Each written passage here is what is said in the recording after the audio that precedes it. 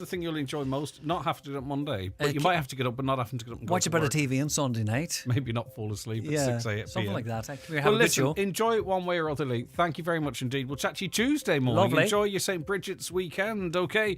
It is 9 o'clock. Our Friday panel is going to be joining us very shortly. But first, let's get a news update. And we'll cross now to Studio 2 and Michaela Clark. Thanks, Greg. Good morning. A man in his 70s has been shot in Coleraine after a group of masked men broke into his home last night. The man was shot 5 times during the incident in the Ballygallen Park area shortly before 8 p.m. Police say his injuries are non-life threatening. They have described it as an appalling attack on an elderly person and are appealing to anyone with information to come forward. ESB Networks has made progress in repairing the damage caused by Storm Éowyn. 76,000 homes, farms and businesses were still without power last night, but electricity has been restored to 692,000 customers. The National Emergency Coordination Group says generators are being provided by Poland and Denmark to get water, phone and broadband back. A Donegal County Councillor has warned that the North West City region cannot be left behind any longer. Councillor Jerry McMonigal is seeking an urgent meeting with the Minister for Local Government James Brown to lobby him to recognise the North West City region within the National Planning Framework to further strengthen the role of Letterkenny as a key regional growth centre and prioritise critical infrastructure for the region, as well as establish a dedicated economic task force. Donegal County Council has agreed to request a meeting with Minister Brown. Councillor McMonigal says the lack of investment in the North West needs to be reviewed once and for all. We need all them necessary infrastructures that all them other cities already have to catch up with them.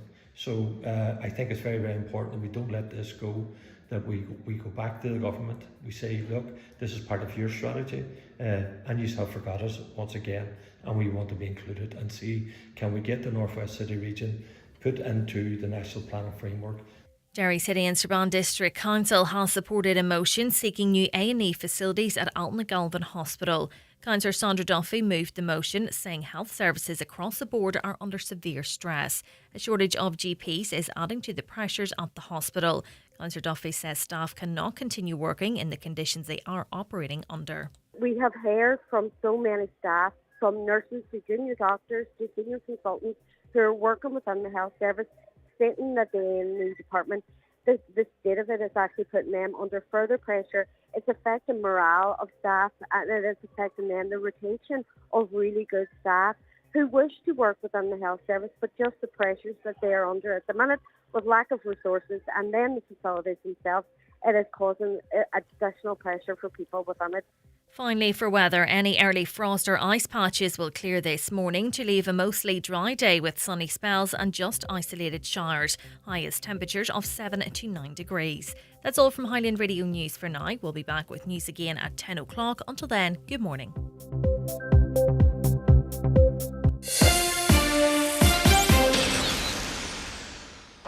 Introducing Instagram teen accounts with new built-in protections. Accounts are private by default, helping to protect teenagers from unwanted contact.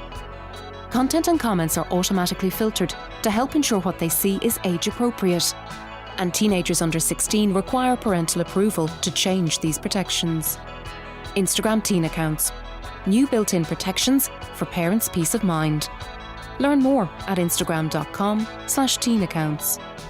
And now, it's time for the talk of the Northwest, the 9 to Noon Show, with Greg Hughes on Highland Radio. It's just turned 4 minutes past 9. Good morning to you. You're very welcome along to the last show of January and the last show of the week. It's Friday the 31st of January 2025, and it is the 9 till Noon Show. We're here to keep you informed and entertained and company over the next 3 hours here in this show and throughout the day, of course, on Highland Radio. Our Friday panel joining us very shortly. We want to hear your views, though, throughout the hour. 086 60 25,000. Lots to talk about. You can give us a call in 07491 25,000 or comment on the stream by watching. If you're at home or have access to a smart TV or Fire Stick, you can watch us on the YouTube app, Highland Radio Ireland. On Facebook, Highland Radio News, Sport and Obituaries in Highland Hub. And, of course, on our website and on X. Okay, let's say good morning to our panel. Mary T. Sweeney, Ain't Too representative in Donegal. Good morning, Mary. Are you there? Are you muted? Is it my fault? Let's try. Yes, you're muted, thankfully. Apologies there. No, Good no, no, morning, no. Greg, Good, and the good. panel and all the listeners. Good morning, Mary T. Councillor Dakota Nick Menimum, Sinn Féin councillor in the municipal district of Lifford-Stranorlar. Good morning to you. Good morning, Greg, and good morning to all your listeners. Great to have you back on the show. And Seamus McDade, Managing Director of Football Special. Hi, Seamus. Morning, all. Right, okay. Lots to get through. A story that's getting quite a bit of coverage this morning, though. I'd be interested in all of your views on this. The new government is said to be considering if it will discontinue paying $800 a month to people to host Ukrainians. People would be very familiar with this scheme. 36,000 Ukrainians could be affected if it were stopped. The accommodation recognition payment is due to expire on March 31st. So just a quickie on this one, Dakota. I'll start with you because I know you have commented in this area in the past. Do you believe the government should extend this payment or not? Well, no, I don't think they should extend it, but I do think they should have a system where they're tapering off and it's not just finished in one go. Now, as you said, I have spoke about it before, and it's a very unfair payment for the Irish people who are trying to rent. There's that complete incentive to rent to Ukrainians over Irish, and it's just, you can't compete with it. Like, you can't blame the landlords either. They're getting tax-free money. Like, it's completely on the government, and you not blaming Ukrainians either. Like, it's just so hard for any Irish person to try get somewhere to rent. Because €800 tax-free, and if the truth be told, some are getting top-ups as well. I know that as an absolute fact, right? Whether it's official or not, some are. To get that in the open rental market, generally speaking, with tax and everything, you'd be doing very well to clear 800 tax-free. Yeah, definitely. And there is people that are topping up on that as well, and you just can't compete with that. So the 800, it's probably worth about 1,600 or so. When you think about the tax, so it's just, you can't compete with that, and it's so unfair, and like, it's reducing the supply of houses for ordinary renters. Yeah. So when you talk about, you don't want it to be a cliff edge, what do you propose, or what might be fair, do you think?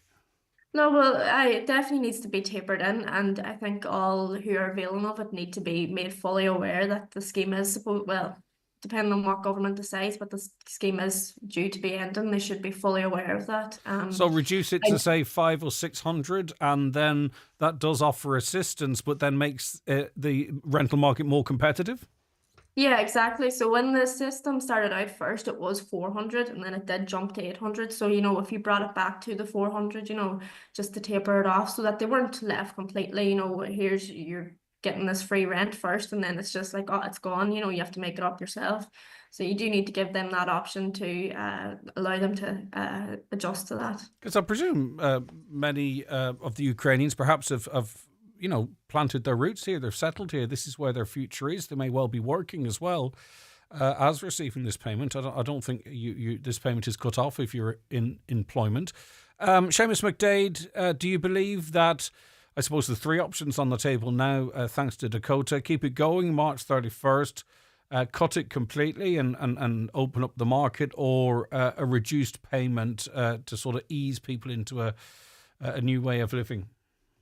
Well, I'm just not sure exactly which problem we're trying to fix here. If it's an issue of access to the rental market, could we not just extend the scheme so that it applies to any lodger that you take in, that the first 800 you would get on rental income would be tax-free, and then it would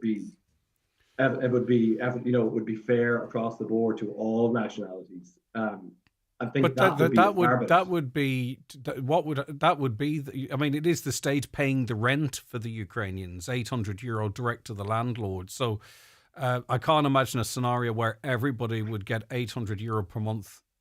Well, if you also, if we'd have had this conversation 15 years ago, you couldn't have imagined a scenario where 10,000 people would be homeless. So you can't imagine scenarios until scenarios happen, and then there are ways to fix it. So it was an unbelievable crisis that happened, and we took in, and I actually have no idea what number of Ukrainians, and we realized we needed to house these people. So we brought a good scheme in that people took advantage of. So now the challenge is, so now we've proven that scheme works. Let's just extend it out so that other people have access to that scheme, and we will very quickly fix the housing crisis. I also would wonder, we would need to have the statistics of how many people how many Ukrainians are actually being housed? 36,000. It's 36,000 Ukrainians across the country. Okay, so it's a substantial number, but there are lots of other ways. I don't think they're not the primary reason there's a housing crisis in the country. So we shouldn't get too worked up over that. This is it. If we put the 800, we'll fix the Irish housing crisis, because we won't. We also have an obligation to the people who've come to the country. And lots. I mean, there's but just in relation to that, I mean, this is across the board, right? So, as I say, Dakota could be working in a business with a Ukrainian person, both of them on the same income, and Dakota wouldn't have €800 paid towards her. Sorry, Dakota, to be using you as an example, but you know what I mean. She wouldn't be getting €800 per month, her rent paid. She has to pay her own rent, whereas the person with her, who, of course, they've fled a terrible situation, right? But they're embedded in the community now. They're living, working here. Maybe they've got a partner who's local, I don't know. But they still get their rent paid to the tune of €800. In that scenario, that's obviously ridiculous. Like, you can't have two people. It doesn't matter the nationality. If you're earning a living here and the government has decided you can afford your rent, then you shouldn't be in state subsidized housing. But but again, why could we not extend the scheme out so there's lots of other homeless people or people who are struggling to access the rental market? This would help. Yeah, I suppose they'd say that's what HAP payments are to some extent, but HAP payments are not very attractive to landlords, whereas this €800 tax-free is. Mary T. Sweeney, what's your position on this? Having worked in the estate agency business, I think when you hear half a story, it's very dangerous, and I believe it's only half a story, because you cannot compare it to the HAP scheme and the RTB schemes, because we have a lot of property in Ireland that does not come up to the standards of the RTB schemes, and there's no survey being done, to my knowledge yet, of identifying, are these older properties, are they new properties? Of course, there's an incentive for people to rent when there's a tax-free incentive. And number one, no other race, nation or ethnic group should be put ahead of our own people here. And that is what has happened. So government ministers that are experts in their field put together a policy which was very ill-conceived from the start. And I remember debating on your show, saying when the Ukrainians were coming in, let's bring them into modular homes that could be taken, deconstructed and brought back with them to Ukraine to help rebuild, which would have been very efficient and very cost effective. But they didn't do that. And when eventually the government, who are still back in government today, came up with a scheme for demountables that were going to cost, was it 500,000 each? Like, who's taking the piss here? There's no other way of saying it. This is scandalous.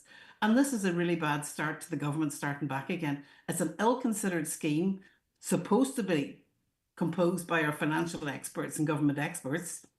Unfortunately, our government experts have a lot that they didn't consider and they left behind. And I did challenge this at the start. But there was a big drive towards this scheme as well, too. In other words, some of this, it's hard to put the genie back into the bottle, because as hotel accommodation was wound down, obviously there was an uptick in Ukrainians taking this scheme, if you know what I mean, over the course of the last 6 to 8 months. So really, the pressure on the rental market is by design, whether intentional or not. Greg, the problem I have with all of this is that you cannot take an isolated incident of the Ukrainians and consider that and give advice on that without considering the whole way that immigration into Ireland has been handled. And it's all been very poorly conceived and very poorly considered, and the impacts of that into the health service, into the school services, and where there's negatives and positives. And when you open your doors and you let an open door policy ensue in Ireland, then there's going to be complications and problems. And this is what they've done across the board with every aspect of what they've handled. They've reacted to get public support. And when the public support's withdrawn, then they start reevaluating. That's not how you should run a government for me. And sadly, I think they made the wrong choices and the wrong decisions. We could have done an awful lot more in parts of Ukraine to rebuild modular homes for people to move inland and to invite some skills in that we need on the skill set, or people, there's a lot better ways we could have handled this whole situation. Yeah, but I mean, Ukraine is de facto a European country. It isn't yet, it will be. And people are free to move around Europe and live wherever they want to live. If you want to go over now and live in Germany, Mary T, you can just go over there, switch your documents over, and live your life as you wish. And you can rent your own home. You pay for your own rent. There's no comparison, Greg. Okay. There's no comparison at all. And I have people that I've spoken to here that I'm friendly with, Ukrainians, who will openly say it, but still working from Ireland, and they're working for the Ukrainian companies, or gone home, their flats rented out at home. People hear these stories. They're real stories, and of course it upsets the public. There's no point about hiding behind the bush. Let's speak it. This has been ill-considered from the start. Seamus, would you agree with Mary T on that?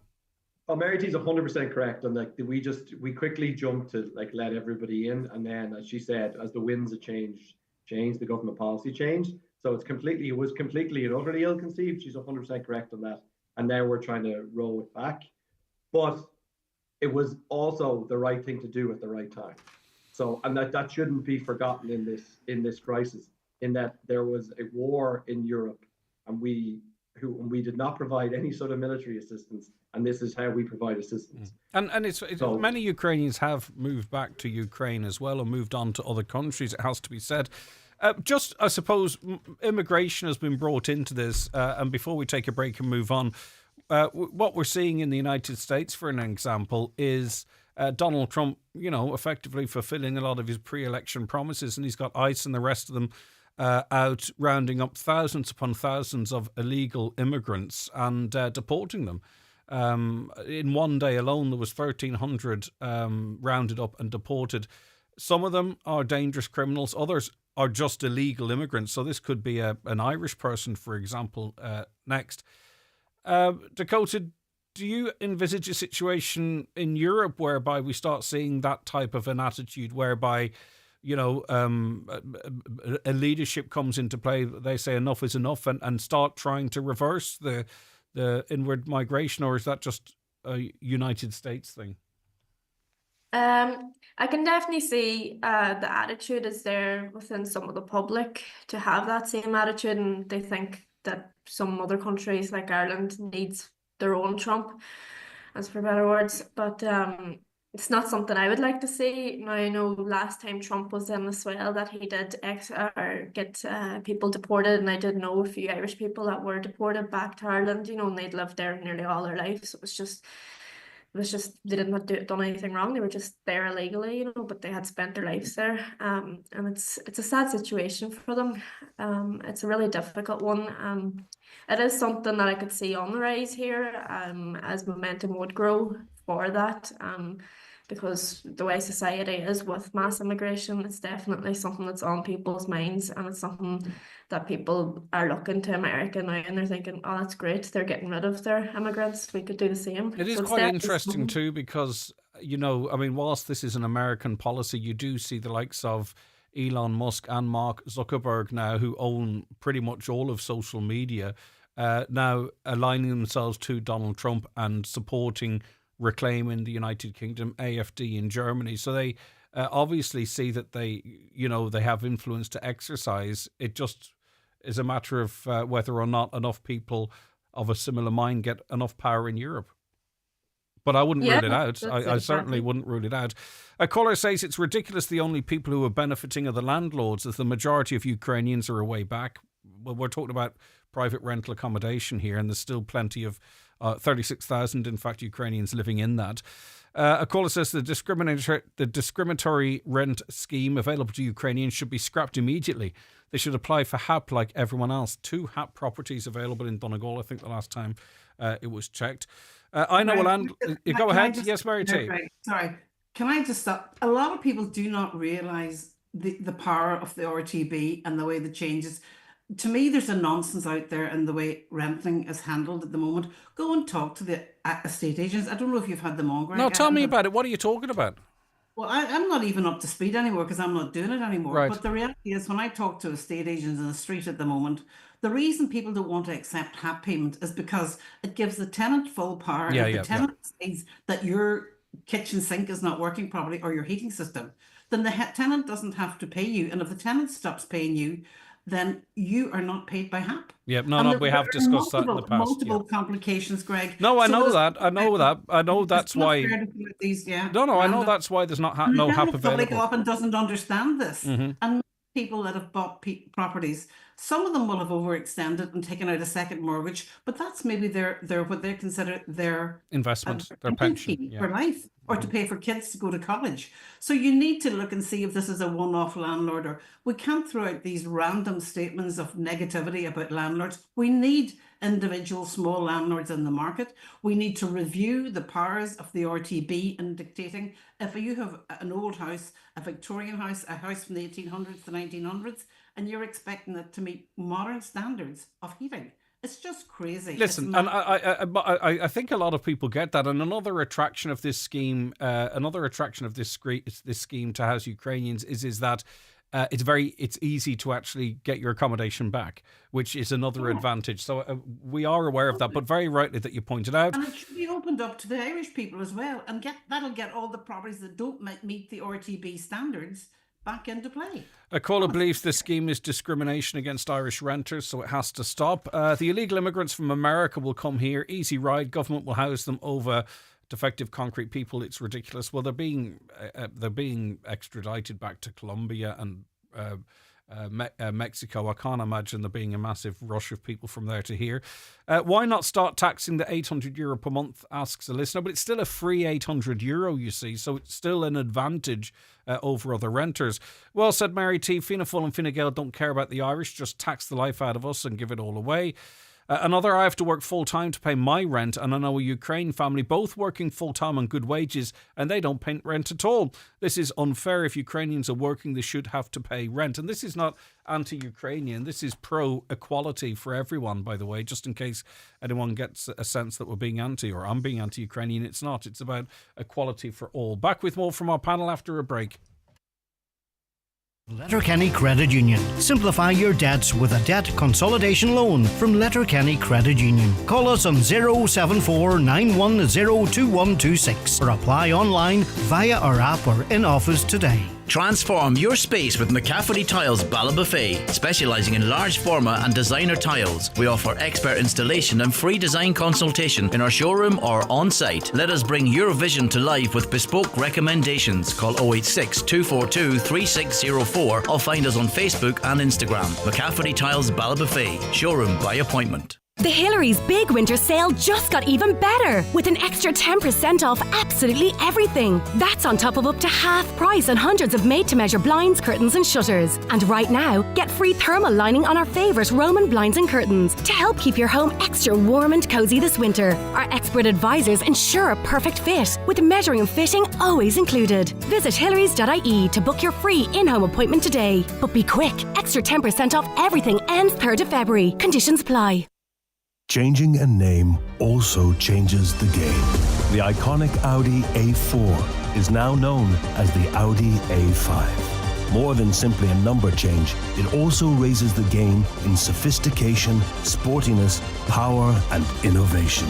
Test drive the new Audi A5, part of the 251 Audi range. This is the expression of evolution.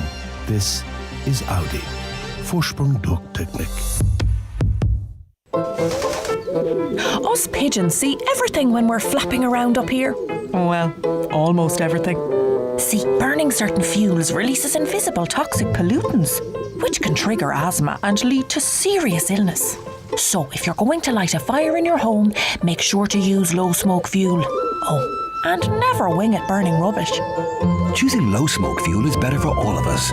Let's clear the air for everyone. And remember to clean chimneys and heating appliances at least once a year. Brought to you by the Government of Ireland. Highland Radio Time Checks brought to you by EirGrid, the operator and developer of Ireland's electricity grid. EirGrid, powering up communities, powering up Ireland. The time is 9:24. We're in the company of Seamus McDade, Councillor Dakota McMenamin and Mary T. Sweeney. The government's facing a fresh wave of criticism over the number of women appointed to senior positions. 6 of the 23 ministers of state announced on Wednesday are women, in addition to 3 women among the 15 holding full cabinet positions. So 9 women from 33 ministers. That's a reduction in percentage terms from the last government. Should people get these jobs based on their ability, as some has suggested, or should their gender also play a role in this decision making? I think it's good if two fellas start this conversation. What do you think, Seamus? I was just going to say, I had to come to you first because I haven't heard much from you. I can't believe, Greg, you're going to start with to the man. Let's see how the text line. Just to see if you hang yourself. Go on. I mean, Greg, well, I would say that the only real examples I can give, the real life examples in football, especially here, we actually have a gender split. We have a 50-50 gender split. And so I've hired loads of the opposite gender in my life. And so I think the gender split is very important. However, all of the females I've ever hired have been the best people for the role. They haven't been getting the role. I've actually never strived to have a gender balance. I've just had a gender balance. So, I mean, it's a bad look from the government, but there is nothing equitable about the cabinet. There are no people from the west of Ireland as well, or there's very few. So, it's more to do with government. It's just that if you're not in the inner circle of what Simon Harris and Micheál Martin want, then you didn't get a job. I don't actually think it's totally discriminatory against women, because we have quite a good record in this country, all the way back to Countess Markievicz, of electing women. So I think the electorate is comfortable with women. It's more to do with this is just Fianna Fáil and Fine Gael deciding where they'll take roles. Dakota, what do you think? Yeah, no, I would definitely agree with Seamus there. I do think it was more the government just chose within their own little circle, and that we've seen the lack of representation up here in the Northwest as well for the 15 ministers of the cabinet. Now, in terms of women, I think there is the two issues. There's the issue of women being represented, and then there's the issue of who's the best for the job. Now, looking at Fianna Fáil and Fine Gael, they have very little women in their party overall, and I think that's kind of where it stems down to. Can I just give the figures to that, if you don't mind, Dakota, for listeners who may not be aware? 7 female TDs were elected for Fianna Fáil. 4 of the 7 are now ministers of one rank or other. Fine Gael had 10 women elected, 4 of whom are ministers. So now I have to say as well too, Dakota, the first your party leader, Mary Lou McDonald, her first observation once the cabinet was announced was that it was very male and pale. So it's obviously a firing shot she thought she could or she should make. But anyway, that you're entitled. You have your own opinion as well. So 7 female TDs elected for Fianna Fáil, 4 are ministers, 10 Fine Gael, 4 of whom are ministers. So continue with your point there. Sorry. Yeah, well, in Sinn Féin anyway, we have about 15 female TDs, as far as I'm aware anyway. I might be out by 1 or 2 there. But and we have less TDs obviously than the other parties overall. So I think that says a lot. Our party is definitely a party, and a lot of the opposition parties as well. There are a lot more women in them, and I think it comes down to the question: is Fianna Fáil and Fine Gael allowing women into their party, and are they allowing them to progress in politics, or are they simply in the background of the policies or the politics that they're doing? So you're saying really the root cause, and I think you do have more TDs than Fine Gael, but you're saying the root cause of this is actually on the ground, and it's in the build-up to election, not necessarily post-election, whilst you're forming the cabinet. Yeah, exactly. So it comes down to their structures, and how many women they had ran, and in different elections between local and general, and it comes down to, are they just as women in their party, and are they being allowed to progress in their careers, or is the males taking priority and progressing? Mary T. Sweeney, what's your view?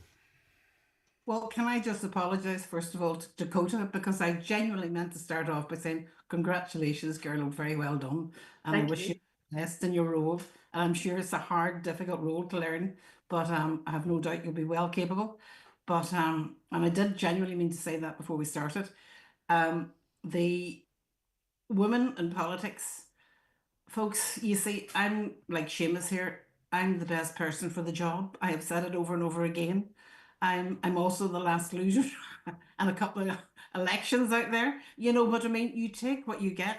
I have seen people from the mainstream parties, women in mainstream parties, having a budget spent on them to get them elected, and it didn't work.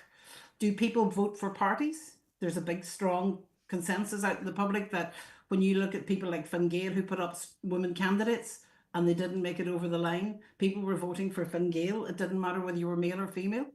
Was there a preference given to the men? Of course there was, in the sense that But what has the governments ever really done? They're talking out of the hat here about supporting women. It really infuriates me that they think women need a leg up to get support.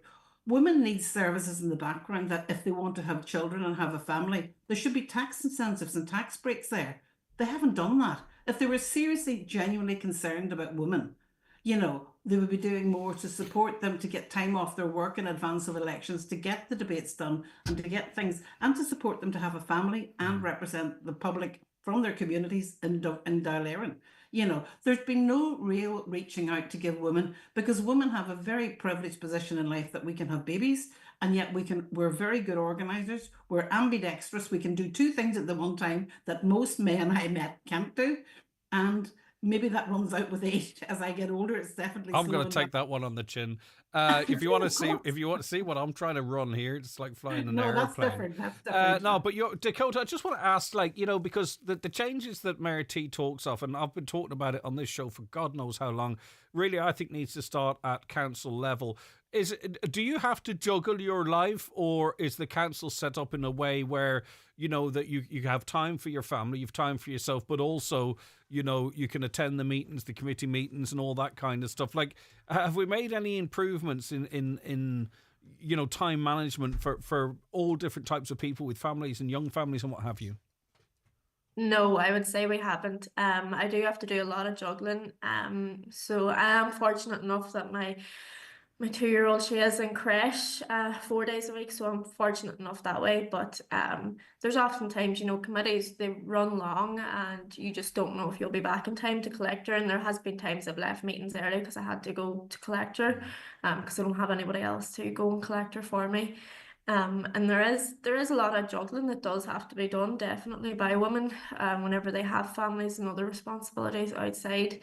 So no, I think there hasn't been anything done that way in the council. Because often too, what we see is when it comes to a run at the Dáil, it's a woman maybe that's, not having children or past having children or whatever the circumstances might be. It's a big shout for a woman in her early 20s, mid-20s with a young family to say, right, I'm going to spend, 4 days a week in Dublin.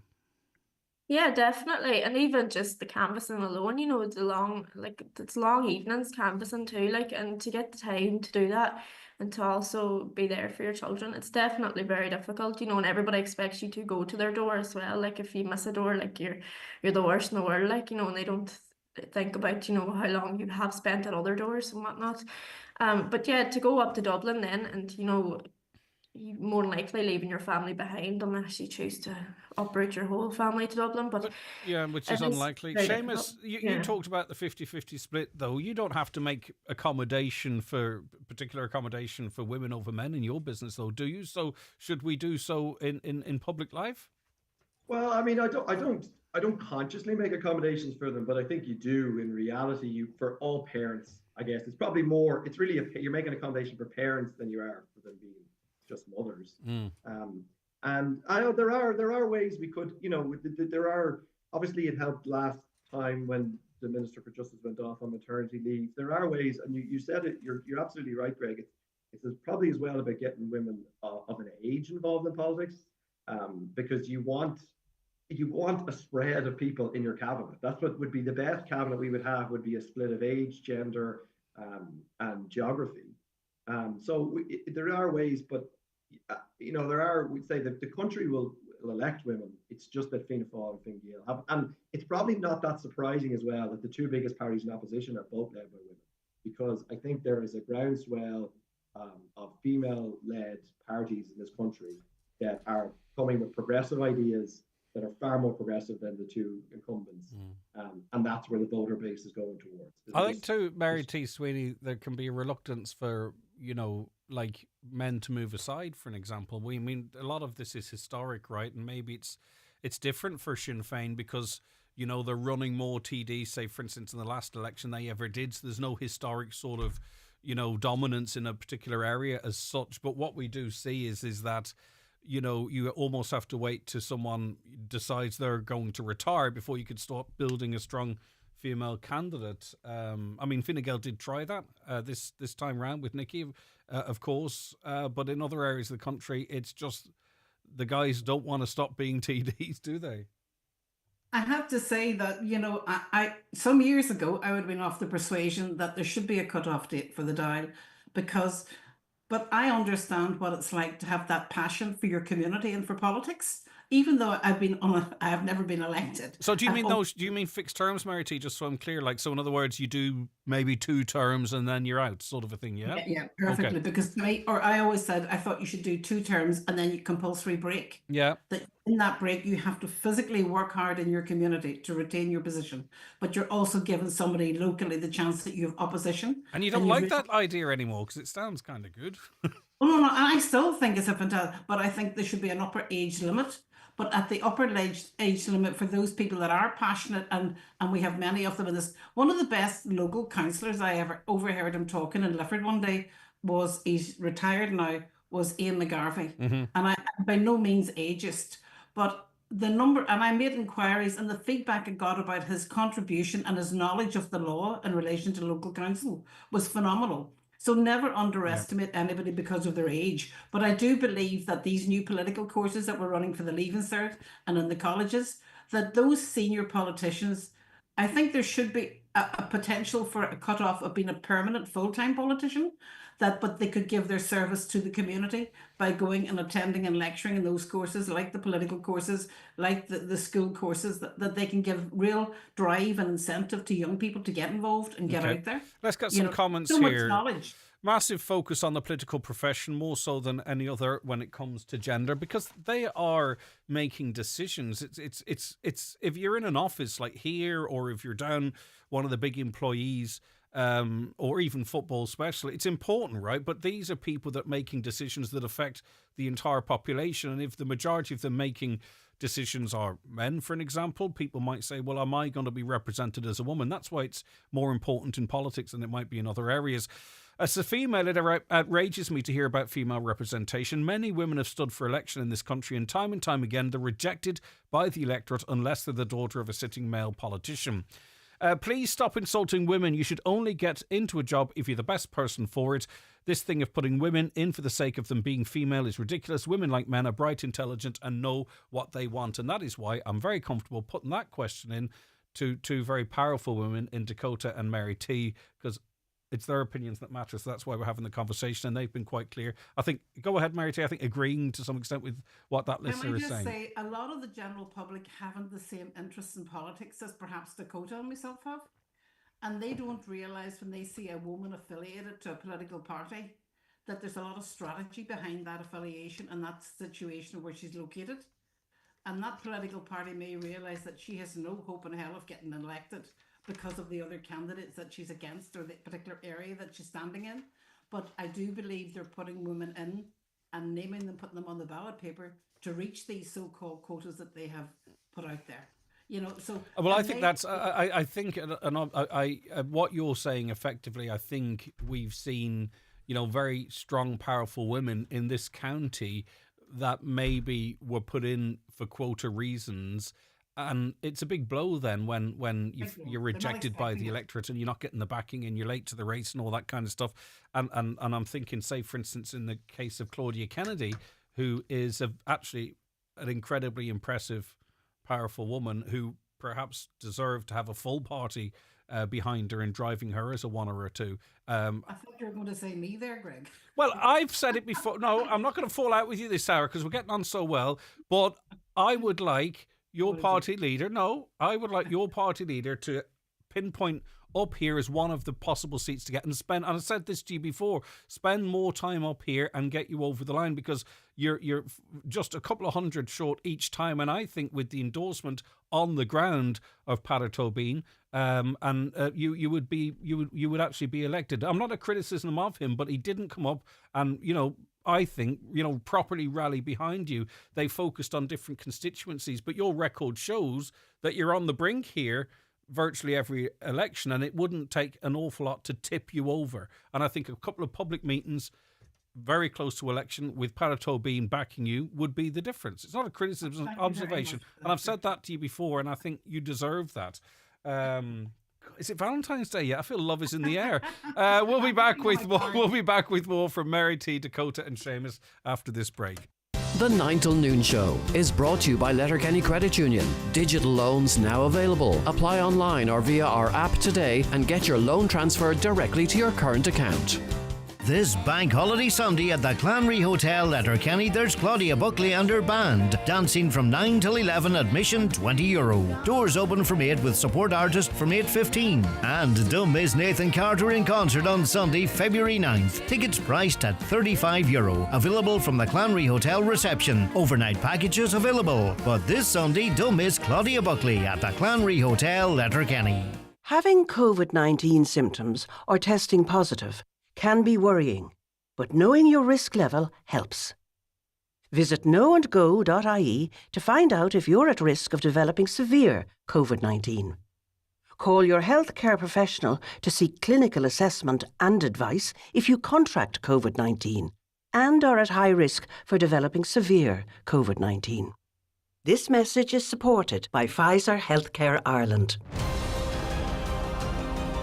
The Easy Living Furniture biggest sale ever must end this Sunday. Absolutely everything is reduced across all our departments, including sofas, dining, bedroom, mattresses and home accessories. Shop the furniture you love at the best prices ever at Easy Living Furniture. Crescent Link Retail Park, Derry, Londonderry. Don't miss out. The biggest sale ever ends this Sunday. Big news, Letterkenny. McCabe's Pharmacy is here, and we're officially Ireland's largest, most patient-focused pharmacy brand, with over 110 stores nationwide. Whether you're picking up your prescriptions, stocking up on your winter vitamins, or treating yourself to much-needed self-care essentials, here at McCabe's Pharmacy, we have you covered. Call into us on Pierce Road, Letterkenny. Download our brand new app, or visit mccabespharmacy.com for more information. You're amazing. Let's keep you that way. As exclusive sponsors of the Donegal Sports Star Awards, Donegal County Council would like to take this opportunity to wish the committee every success with the 2024 award ceremony, which takes place on Friday night in the Mount Errigal Hotel. Congratulations to all the nominees and wishing everyone a fantastic night.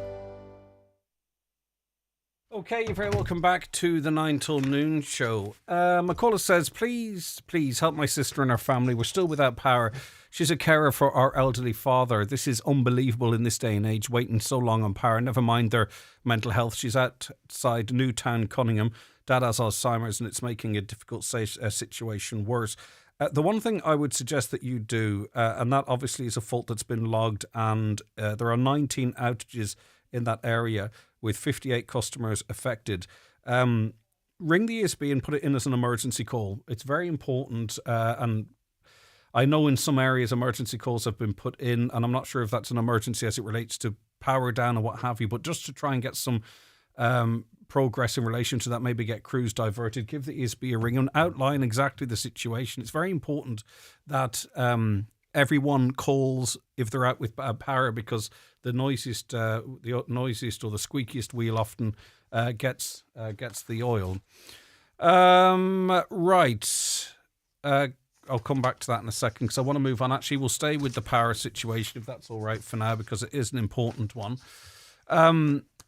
We know there are hundreds of people across the county without power, without water as well. And as it turns out, once the power returns, the lack of water becomes a really significant problem. Dakota, we're being told we're going to see more of these types of events into the future, and it's clear the infrastructure is a little bit susceptible, let's say. What lessons need to be learned locally or indeed nationally to try and limit the impact of these weather events? We know there's going to be outages and there's going to be people inconvenienced, but could we be doing more into the future, do you think? Yeah, so look, hindsight's a great thing. We can look back now and say everything that we should have done, but the reality is we weren't prepared for it. So I think going forward, when we do see a red warning or a threat to life, that we should have these humanitarian hubs set up in advance. So there's areas, community centres, wherever else it may be. So you're saying, like, right now we should have 2 or 3 at least in each electoral area, because whilst you're correct in saying hindsight, we were warned from Monday, Tuesday, Wednesday that this was going to be a weather event almost like no other. So there was some forewarning in this regard, and it was only Monday afternoon before it came clear where these hubs were. And in fairness, a lot of them were just where communities had been providing support themselves. I'm thinking of Sean McCool's as an example, early on Saturday. Yeah, so it definitely was a very late thing. The council were very late to it as well, with them publishing the lists of the humanitarian hubs, and it was up to the kind of community centres themselves and the groups like McCool's that had power, that were water facilities, that were able to open their changing rooms and whatnot to allow for showers. But I think going forward, we definitely should have these places identified, and when we see a red warning or whatever warning, that we do have it put in place, you know, that people can come there, especially, you know, if they are out in rural communities, or if they are, you know, if they're surrounded by trees and whatnot, and they can kind of go by what happened last time. So if their area was badly affected before, they've a good enough chance that it could happen again, so that they know, you know, look, get somewhere else that's safer, you know, whether that be the community or with another member of family or whatever it is. And just we just need more prepared. So we need more resources given to the ESB as well, and to Irish Water and whatever other bodies. And I think another thing not to overlook as well is our farmers. I think they done brilliant work. They went out by themselves, you know, clearing roads and all. It's like they have their livestock to think about too, and that's what puts the food in our plates. And, you know, I think something should be set up for our farmers as well. Yep. They've done a lot. All right, Seamus, you know, this is a decent straw sample of what the public think. We received hundreds upon hundreds upon hundreds of messages over the last week, and one theme that was through that all is trees. That trees should be managed, topped off if need be. There should be an assessment as to whether they could encroach on power lines. That came through, as I say, from people in their hundreds. That seems to be what the public think a big issue is here: the management of trees and how it interacts with the power infrastructure. Yeah, I mean, we can talk about in hindsight, but it's not that hindsight, because this is the second time in 2025 my power's been out for 24 hours. So like, we had a warning only in less than a month ago. So, you know, the ESB have made record profits over the last 4 or 5 years. I don't know how much more resources they would want to actually go out and actually manage the electricity lines correctly. Of course, trees should be managed. That should be happening. The grid should be secure enough if these storms are going to become more regular. But it didn't even take a superstorm, because even before this year, there's power outages on the regular. And it should be, the ESB should be held to account. What are you doing to make the lines secure so they can stand up to weather events? They're doing absolutely nothing, as far as I can see. And this problem will be talked about for the next 2 weeks, Greg. Then it will be shelved again, and then next December we'll talk about it again. Because we were all talked about ICU capacity 5 years ago. There's no increase in ICU capacity, so if another pandemic comes, we'll be back to the same crack again. So we continue to not learn anything, but there will be no accountability when it's the same government that's in again, and when it's the same head of the ESB next year. Where's the ESB chief executive? Well, I think the ESB as an institution, a semi-state institution, has been insulated by the praise for the men and women on the ground reconnecting power, and they've become the face of ESB. And to some extent, I think, almost accidentally, they've shielded the decision makers at the head of the ESB, if that makes sense. And you're absolutely right to say that. Like, there are people in the ESB now working very hard out there in terrible weather, getting the lines back up. But that doesn't mean that their bosses should not be held to account to say, what do you do? Because they talked for years about this surplus of money the ESB has. And what have they done with the surplus of money? Let's have a look and see how much the chief executive of the ESB was paid for the last 3 years. And let's see how many lines they could have fixed. You know, it's just semi-state bodies washing their hands again, actually doing something to make the nation better. I mean, wind is going to wind. That's going to happen. So, like, can we make sure that the lines don't blow down and the trees don't blow in? Like, that's a minimum we should be asking for here. But the ESB blame the trees. They're not responsible for them. They blame them. They say it's the trees. It's their infrastructure was sound, but it was trees and other items that took it down, and that's not probably necessarily their responsibility. Well, I'm actually unaware. I don't actually know if it would be. But then if it's not their responsibility, then you got to make it very clear to the landowner that it's their responsibility, and that's definitely not happening. So, we had a tree down in my garden that didn't hit any power lines, but if I was told, listen, if a tree comes down and hits a power line, you're going to be on the hook for this, then you'd make sure your trees are managed. That's not happening, and I don't think that really is their responsibility. I'm pretty sure that's the electricity supply board are here to supply electricity, and the trees around it, they also need to manage. All right. What do you think, Mary T. Sweeney? Again, I just think the government gets away with talking so much nonsense so much of the time. Were the trees there before the poles? Think about it, folks. A lot of these trees were over 100 years old. I know people in Fanad 50 years ago had no power, had no telephone lines. Things have moved a lot in the last 50 years. The trees were there. I have been campaigning for many, many years for underground cables, underground tracks and service tracks. I was in Dublin yesterday. I was car sick. The streets were that bad with potholes all over the place because of these quadrants in the middle of the road instead of being out at the side in a channel, that they don't impede the whole flow of traffic. When are we going to get planning right in this country?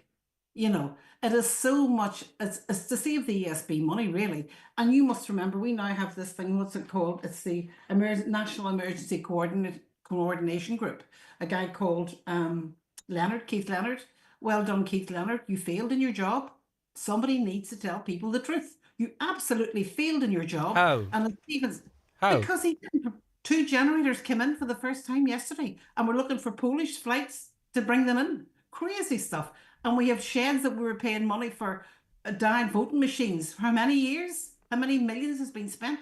Lack of management, lack of accountability, and that's the big problem, folks. We are accepting second quality services. What can we do? We vote people back in again, hoping it's going to get better. But sadly, will it get better? Not at the moment, unless we change our thinking, our policies on how people are held accountable when they fail in their job. In my opinion, this gentleman has failed.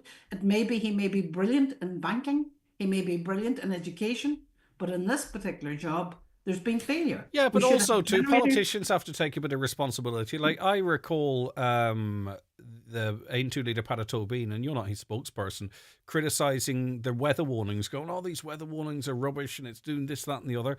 Then there's a red weather warning and havoc ensues, and all of a sudden he's saying, well, the government should be doing more, they should be warning people about this stuff and that. And then, what I mean, it was a bit opportunistic commentary from him, wasn't it? Jimmy, listen to me. It's a sad reflection when I have to watch UTV to get an accurate weather warning for Donegal.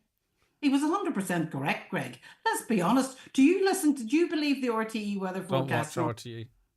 Sorry. UTV, I have to go to get to know if there's going to be snow when I was lecturing and I was trying to go to Derry or go anywhere. You had to watch, and I still watch the UTV weather because it's more accurate. Sorry. All right, Mary T. Sweeney, thank you very much. The hours just flew. Mary T. Sweeney, Aontú representative. Have a lovely St. Bridget's weekend. Thanks for your time. One thing, the St. Bridget's cross makings tonight in the Pastoral Centre in Letterkenny and all around the county. Don't forget to get out there and please support St. Bridget's cross making and bring them into your home. And one thing for Stephen with Bridget with Football Special, please reconsider putting a Spartan in and bring us back the original one. We've big fans in this house, but we want it without all these sweeteners, these artificial sweeteners that make us healthier and natural. Thank you. All right, Mary T, thank you. Seamus, I don't know if you want to respond to that. I don't know what that was. Oh, we do. We have. Buy our glass bottle Mary T. That's all pure cane sugar in that. Yeah. Okay, gas bottles. Yep. There's so many of them in our house. I can't believe you haven't sent me a crate of it yet. I've asked you about 3 or 4 times. You are tight as a duck. That's because you keep on putting hard questions to me about gender equality. See you, Seamus. Seamus McDade, Managing Director of Football Special. Dakota, thanks so much for your time. Have a great weekend. Take care of yourself. Thank you, Slan. All right, Slan, that's Dakota. Nick Menneman there. We'll be back with the weather after these. The 9 till noon show with Letterkenny Credit Union. Now offering mortgages from €40,000 to €600,000 with no hidden fees or transaction charges. Letterkenny Credit Union, 9102127. Are you thinking of a new car in January? At iMotors, we have certain Nissan models available for immediate delivery. E-Power, petrol, hybrid are all still available. Check out imotors.ie. iMotors, fearless generation. A public interest message from Donegal County Council. New regulations are now in place in relation to XL bully type dogs, prohibiting the importing, breeding, selling and rehoming of XL bully type dogs after the 1st of February 2025. Anyone who currently owns an XL Bully type dog has two choices. Surrender the dog to your local authority dog warden service, where the dog will be euthanised in a humane manner. Or apply for a certificate of exemption before the 1st of February 2025, which will allow you to keep the dog until the end of its natural life. Application forms and further information are available at donegalcoco.ie/vet service. Donegal County Council, protecting public safety. It's my family, my business. I don't need any help from you people. Keep asking all these questions. Mum and me are fine. I'm gonna leave her alone for 5 minutes. She freaks out. I just don't know how to help her. Note said she's not coming back. I've got no family, no friends. Came over yesterday. Things are kind of normal again thanks to you listening to me every week. I'm feeling better, you know. Bernardo's changed many children's stories, but we can't without your support. Please donate today at bernardos.ie, because childhood lasts a lifetime. Welcome to Cherrymore Kitchens and Bedrooms in Donegal Town. Discover affordable luxury with our bespoke fitted furniture solutions. With almost 30 years of serving Ireland and the Northwest, we're your trusted experts. Visit us Monday to Friday 9 a.m. until 5 p.m. and on Saturdays from 9 a.m. until 3:30 p.m. Book your free consultation today on 074 9725822 or visit cherrymore.ie. Cherrymore Kitchens and Bedrooms, where affordability and luxury combine. Highland Radio weather updates with McElhenney's. Join us on March 8th for our special occasion preview with the sparkling afternoon tea in Harvey's Point. Tickets go on sale Friday 31st of January at 7 p.m. Available from mcelhenneys.com. So it's going to be a mostly dry day today with sunny spells and isolated showers. It'll turn cloudier across the region towards evening with drizzle and mist moving in to our county. Highest temperatures of 7 to 9 degrees with light to southwest winds.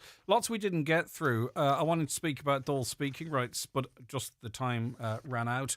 And also about speed limit changes as well, because the default speed limit, as we know, on many rural roads across the county will change from 80 kilometres per hour to 60 kilometres per hour from Friday next. The government said the change was being introduced as part of its efforts to reduce the number of deaths on our roads.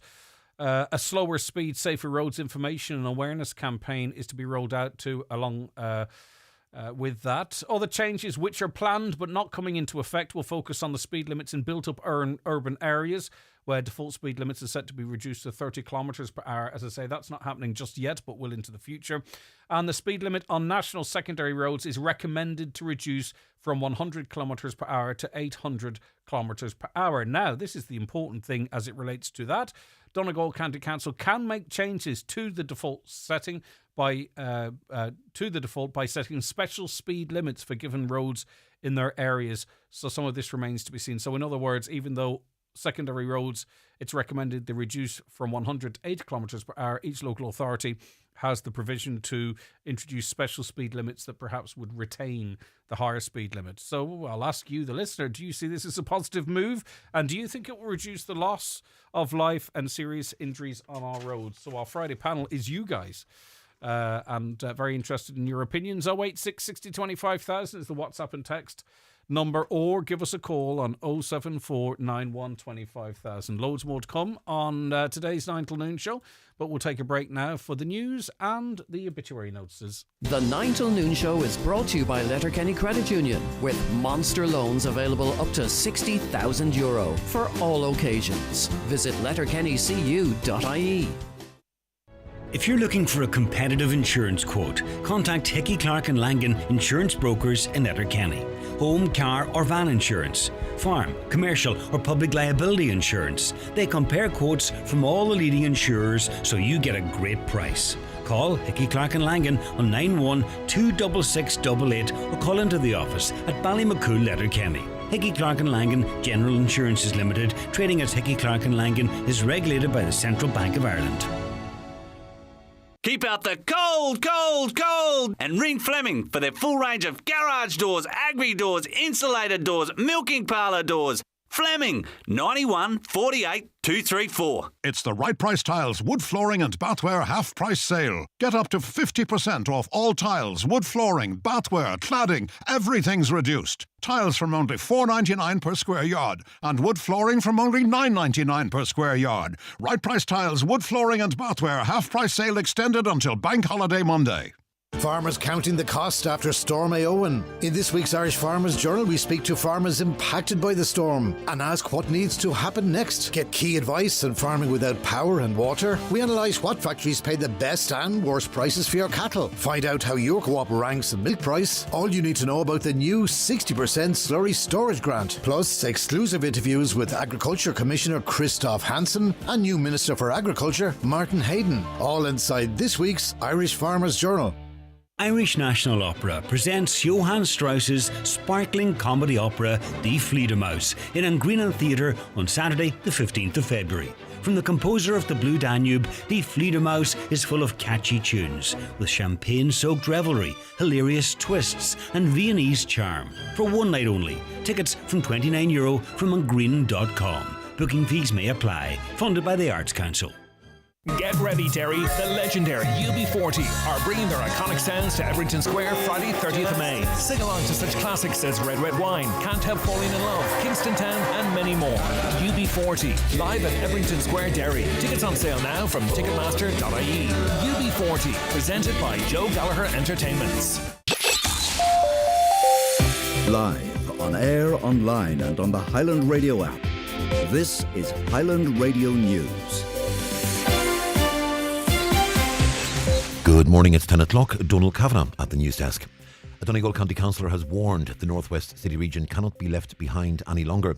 Councillor Jerry McMonigal is seeking an urgent meeting with the new Minister for Local Government, James Brown, to lobby him to recognise the North West City region within the National Planning Framework, to further strengthen key regional growth centres and prioritise critical infrastructure for the region, as well as establishing a dedicated economic task force. The Council has agreed to request a meeting with the Minister. Councillor McMonigal says the lack of investment in the North West needs to be reviewed for once and for all. We need all them necessary infrastructures that all them other cities already have to catch up with them. So I think it's very, very important that we don't let this go, that we go back to the government. We say, look, this is part of your strategy and you have forgot us once again, and we want to be included and see, can we get the North West City region put into the National Planning Framework. Derry City and Strabane District Council has supported a motion seeking new accident and emergency facilities at Altmagovan Hospital in Derry. Councillor Sandra Duffy moved the motion, saying health services across the board are under severe stress. A shortage of GPs is adding to the pressures at the hospital's ED. Councillor Duffy says staff cannot continue working in the conditions that pertain at the moment. We have heard from so many staff, from nurses to junior doctors to senior consultants who are working within the health service, stating that they're in the department. The state of it is actually putting them under further pressure. It's affecting morale of staff, and it is affecting them the retention of really good staff who wish to work within the health service, but just the pressures that they are under at the minute with lack of resources and then the facilities themselves, it is causing additional pressure for people within it. Donegal County Council's Culture and Creativity team has announced the 2025 Donegal Culture and Creativity Project Award Scheme.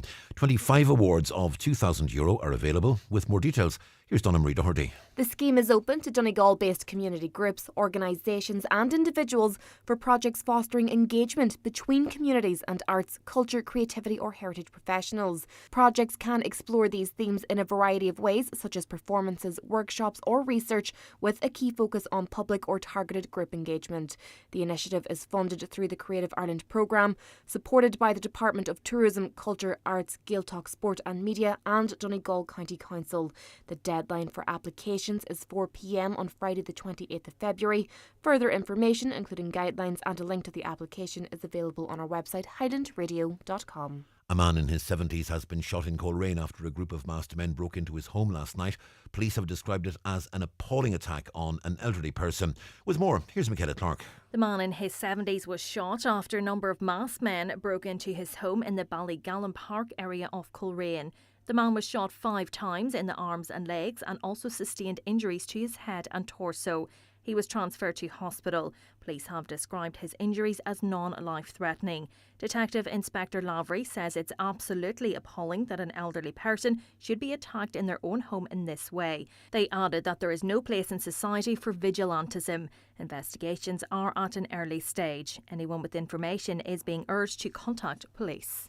2 men in their 20s have died in a road crash in County Carlow. It happened in Ratho in the early hours of this morning. With more, here's Emily Keegan. Gardaí and emergency services are currently at the scene of this single car collision which occurred at around 1:15 this morning on the N80 in Ratho. The driver and a passenger, both men aged in their 20s, were pronounced dead at the scene. 2 other passengers of the car, a man and woman also in their 20s, have been taken to St Luke's General Hospital in Kilkenny with serious but non-life-threatening injuries. The road is currently closed and will remain closed for a number of hours while Gardaí examine the scene. Local diversions are in place. Gardaí are appealing for any witnesses to come forward. It's understood the car was travelling from Mount Leinster to Carlow Town. Any drivers with camera footage along this route are asked to make it available to Gardaí.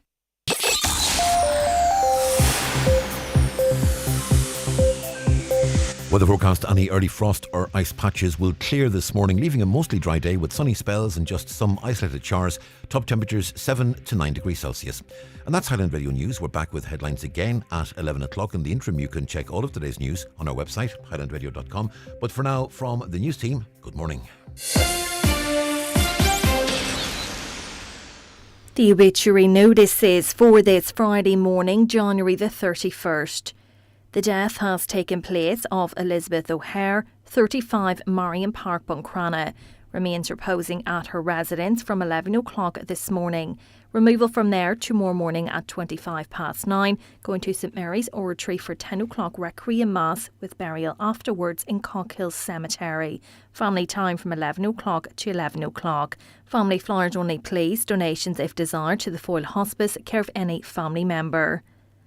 The death has taken place of Mary Stevenson, 52E, Lisnafin Park, Strabane, reposing at Quigley's Funeral Home this evening from 7 o'clock to 8 o'clock, leaving the funeral home tomorrow morning at 11:30 for Requiem Mass in St Mary's Church, Melmount at 12 noon, followed by interment in St Joseph's Cemetery, Glenmornan. The Requiem Mass can be viewed live via the parish webcam.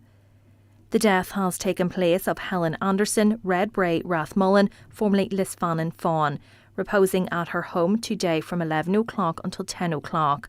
Requiem Mass at 11 o'clock tomorrow morning in St Joseph's Church, Rathmullen, followed by burial in Rathmullen Cemetery. Mass can be viewed on MCN Media. Family time please on the morning of the funeral. The death has occurred of Darius McAteer, 73, Admiral Park, Stranorlar. Remains reposing at McCool's Chapel of Rest, Ballybuffet, today from 7 o'clock to 9 o'clock for family and close friends only please. Funeral leaving from there tomorrow morning at 10:30 for Requiem Mass in the Church of Mary Immaculate, Stranorlar at 11 o'clock, followed by interment in Drumbo Cemetery. The Requiem Mass will be streamed on churchservices.tv. Family time please on the morning of the funeral. The death has taken place in Florida of Daniel Gallagher, Danny Darby, originally of Dunlew, Gweedore. His remains will repose at the Community Centre in Dunlew tomorrow from 2 o'clock to 8 o'clock, Rosary at 8 o'clock. Funeral Mass will take place in the Sacred Heart Church, Dunlew, on Sunday at 12 noon, interment afterwards in the adjoining cemetery. The Funeral Mass can be viewed live on Kieran Rorty, Funeral Director's Facebook page. The death has taken place of James Jimmy Boyce, Listigal, Carrigan's, County Donegal, reposing at his late residence. Funeral leaving his late residence tomorrow morning at 9:20, going to All Saints Church, Newton Cunningham for 10 o'clock Requiem Mass with burial afterwards in the adjoining cemetery. Mass can be viewed on newtonclayparish.com. Family flowers only please, donations in lieu if desired to Newton Cunningham Health Centre, care of any family member or Kelly's Funeral Directors. The death has taken place of James Jimmy Toy, Ruski, Manor Cunningham and formerly of Drummond, Letterkenny, reposing at Packy and Madge Toyd's residence at Ruski, Manor Cunningham, Rosary tonight at 9 o'clock. Funeral from there tomorrow morning at 11:15, going to All Saints Church, Newton Cunningham for 12 noon Requiem Mass, which can be viewed on churchservices.tv. Interment afterwards at St Columbus Church Cemetery, Dromahall. Family flowers only please, donations in lieu of flowers if desired to the Friends of Letterkenny University Hospital, care of any family member. The death has occurred of P.T. McCahill, Durlaw, Letchermack Award. P.T.'s remains are reposing at his home in Letchermack Award from 11 o'clock this morning, Rosary at 8 o'clock. Funeral Mass tomorrow in St Bridget's Church, Letchermack Award at 12 noon, with interment afterwards in the new cemetery. House private on the morning of the funeral please. The death has taken place of James Francis Frank Grant Donagard Mallinhead. His remains are reposing at his home. Removal from there tomorrow afternoon at 1:20, going to St Mary's Church Lag for 2 o'clock Requiem Mass, followed by burial in the adjoining graveyard. Family flowers only please. Donations in lieu if desired to the Irish Heart Foundation, care of any family member or Kelly's funeral directors. The death has taken place of Betty McFadden, Cashel, Glentower, Carndonagh. Her remains are reposing at her late residence. Removal from there this evening at 5:30, arriving at the Sacred Heart Church Carndonagh at 6 o'clock to repose overnight. Betty's Requiem Mass will take place tomorrow morning at 11 o'clock, followed by burial in the adjoining cemetery. Requiem Mass can be viewed live on Carndonagh Parish, Derry Diocese, Ireland. The death has taken place in Vancouver, Canada, of Leila Spear, née Patterson, formerly of Cashel, Shanahan, Ramelton, County Donegal. A service of thanksgiving for her life will take place in Donoughmore Presbyterian Church, Castlefin, County Donegal, on Sunday, February the 9th at 2:30. And the death has taken place of Kathleen Devaney, Glenfad, Porthall and Dunmore Carrigans. Her remains are reposing at her niece Georgina and Brendan Devlin's residence at Tullaclamani. Removal from there this evening at 5:30, going to St Mary's Church Clonmany to repose overnight. Funeral Mass at 11 o'clock tomorrow morning, followed by burial in St Bathan's Cemetery, St Johnston. Family flowers only please. Donations in lieu if desired to the Donegal Hospice, care of any family member or Comsgate funeral directors.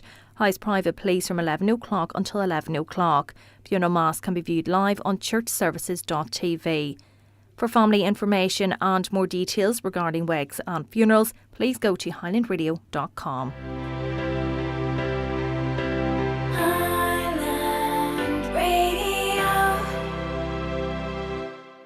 Discover Centra Simple Savers, your go-to for great everyday value, like Centra Fresh Irish Chicken Fillets 680 gram, only $7.50. Selected Tato Hunky Dory sharing bags, €2 each. And 7-Up Club and Pepsi 12-can packs, €6 each plus deposit. Enjoy easy, simple prices weekly on your favourite products. Centra. Live every day.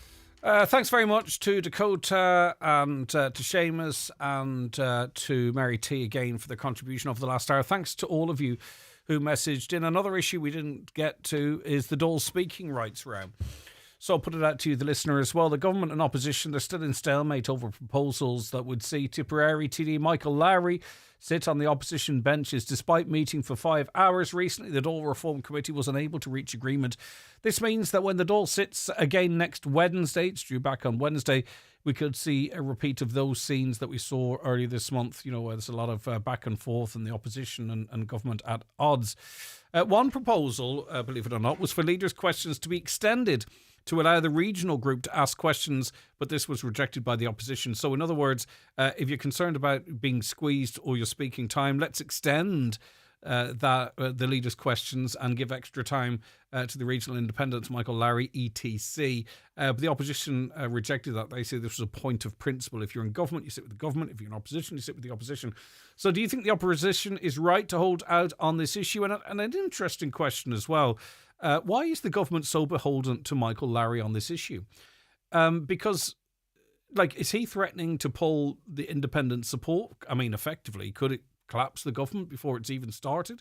Like, it's an interesting hill to die on for the government to back Michael Lowry, who's a controversial character, as you know, to back him so strongly on this particular issue that they're still arguing for government supporting TDs to be able to have opposition speaking time.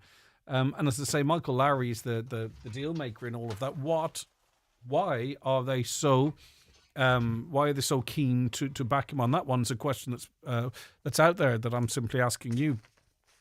Really busy on the phone lines, as always. Thank you so much. The interaction is something we are very proud of here. Not every local radio morning chat show has it.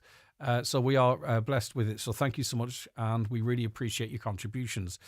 A caller says, I hear people giving out all the time about the GAA, calling them the Grab All Association, but honestly, remember who stepped up to the mark first during each crisis of the weather and the pandemic? The local GAA clubs. Well, certainly their members, indeed. That's an awful lot of local people using the GAA facilities, but I don't see them as a Grab All club. But thank you. Good morning, Greg. We just had one of the worst storms in history in this country. It's unfortunate that some people's electricity is still off, but it could be a lot worse. That comes in from Danny. Morning, Greg. Mary T is right. When are we going to get planning right in this country? The answer: when nepotism no longer exists. The amount of people working in public sector because of who they are is incredible. Another, it's actually the regulator who decides how much money the ESB networks is permitted to spend. They may not use the money efficiently, but the CRU says what they are to do. Hi, Greg. I don't care that what political party you follow. I think everyone will be impressed with Mary T. Sweeney. Her contribution to your show today was excellent. Panel in general was good, but Mary T up there with the best, in my opinion.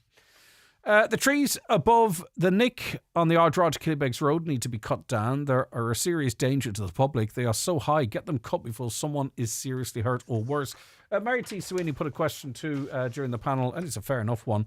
What was there first? Was it the trees or the power lines? And did we construct power lines through trees that predated the electrification of the country or certain areas of it? That being said, there is an awful lot of trees around these sort of pine trees. I don't know what the terminology of them, correct terminology is for the group of trees, but they're very low rooted. They seem to be very low roots. Any of you that have seen them topple over, they just lift like a carpet, a foot of dirt, right? There's nothing really. They get very, very tall, but they don't seem to have a great grip on the ground. So I certainly think that type of tree is a problem. I'm very impressed with your panel today, says the listener. Greg, we bought a semi-detached house next door and knocked the house into one. How do we get the house recognised as one to separate house insurance to separate property tax? So we bought a semi-detached house next door, knocked the house into one. Right, so that means how do you get it recognised as a single property? And how do you, for insurance and for property tax, how do you go about doing that? Maybe someone out there has an idea as to what went on. That's a big renovation job. My cousin knocked one room into the other two when they moved into a new house, and ended up with one of the highest ceilings on the street. A councillor last week suggested that farmers should be made to take responsibility for the trees on their land, which is a fair comment. But if we put financial penalties on them if something happens, then there'll be no trees left, as the farmers will just cut them all down to prevent being fined. What we need to do is what we did in the past, is that we have stakeholders like the farmers, and then we have organisations that look after the trees, and then we have organisations and associations that look after the rivers and the waterways. And in the past, and we've spoken to people involved in this, in the past they all worked together. You know, it wasn't like the blame game. They all worked together in a coordinated way. So the landowners are incredibly important and incredibly valuable. Those that look after the waterways, be it rivers or drains or what have you, and other vested interests. You know, rather than blaming each other or putting penalties in place, surely we should go back to what we did before and have one overarching body that works with all of those. You know, if you need to incentivize a farmer to clean a drain or a ditch or cut hedges or manage trees, then do that, because you know, but also to have someone that is auditing all of this and know what's what. We used to do that really, really well. Now everything's so fragmented. If you get a flood, who's to blame? Is it the landowner? Is it the waterways? Is it this? Is it that? The other? And we need to go back to where we were at. Could you beat this? I saw a lady driving down Ballabafay Street this morning, penciling her eyebrows. Okay, well, they shouldn't be doing it. Right. I live in Coldaff and my electricity's off again until Sunday. We're just after getting it back. I'm at the end of my tether. The electricity is on and then off. I have 3 young children. How am I supposed to cook and keep them warm? It's ridiculous what's going on now. It's probable. Okay, I'm not saying, I'm not an expert in relation to this, but just from experience in talking to people, that as soon as you check power check, it's giving you a Sunday reconnection, right? It's possible that it's a brief disconnection as they connect other people on that line. I don't know, right? But I wouldn't take it as Sunday necessarily. I'd have a little bit of hope. Land was compulsory purchased in Donegal for an airport out the Manor Road. That airport never happened, and despite efforts by the family who had to give up the land under a CPO, they were never given the land back again and are now deceased. Could there be a discussion on giving up land under a CPO, and if that project doesn't happen, your entitlement to have that land back? Read the speed cameras on poles on the main road between Manor and Newton. I think they're very harsh on people. If you're doing very little over the speed limit, it still gives you points and a fine. Many people are being caught, and I think it's nothing more than a money spinner. Why are these not placed on roads where there are a number of serious collisions, or on roads with a number of serious bends, as opposed to a straight road which has had very few collisions? It is 100 kilometres per hour. There are dangerous junctions on that road. We have seen very bad collisions. There's a school in the area as well. I mean, it is a 100 kilometre area, isn't it? And should you be going over, even a little bit over 100? You know, I mean, we have to consider the awful loss of life and serious injury on our roads. I get where you're coming from. It was like in a built-up area 50 and nothing had ever happened and it was shooting fish in a barrel. But on a main road, that particular road that we have seen a lot of collisions, should people be bombing along over 100? I've been done for speeding myself, right? I'm not an angel. I didn't like the points. I didn't like the fine. It was a long time ago. So I'm not speaking here from an ivory tower, but we can't have it both ways, can we? Can we talk about reducing the deaths on our roads, but also give out if you're being done for going over 100? I'll open it up to the audience. Hi, Greg. Could you find out for the Donegal people, are there still a digger on standby and still on hire in case there are heavy rain at the hospital? Right, okay, that's going back some time ago to flooding. We have had very, very serious rain since and no flooding events, so I'm not sure if the drainage and the coverts or whatever they're called, what do you call that? Anyway, it'll come to me. Whether that's been resolved to the point that we don't need a digger on standby, but I do remember a bit of controversy about a payment for that. I don't think it's still going, but listen, we'll try and find out. I have a house rented to someone via the HAP scheme because she's a single mother. I haven't raised the rent. I rang the council to see if there could be any increase in HAP payment as there hasn't been in 5 years. If I was housing Ukrainians, I'd be earning 3 times more money.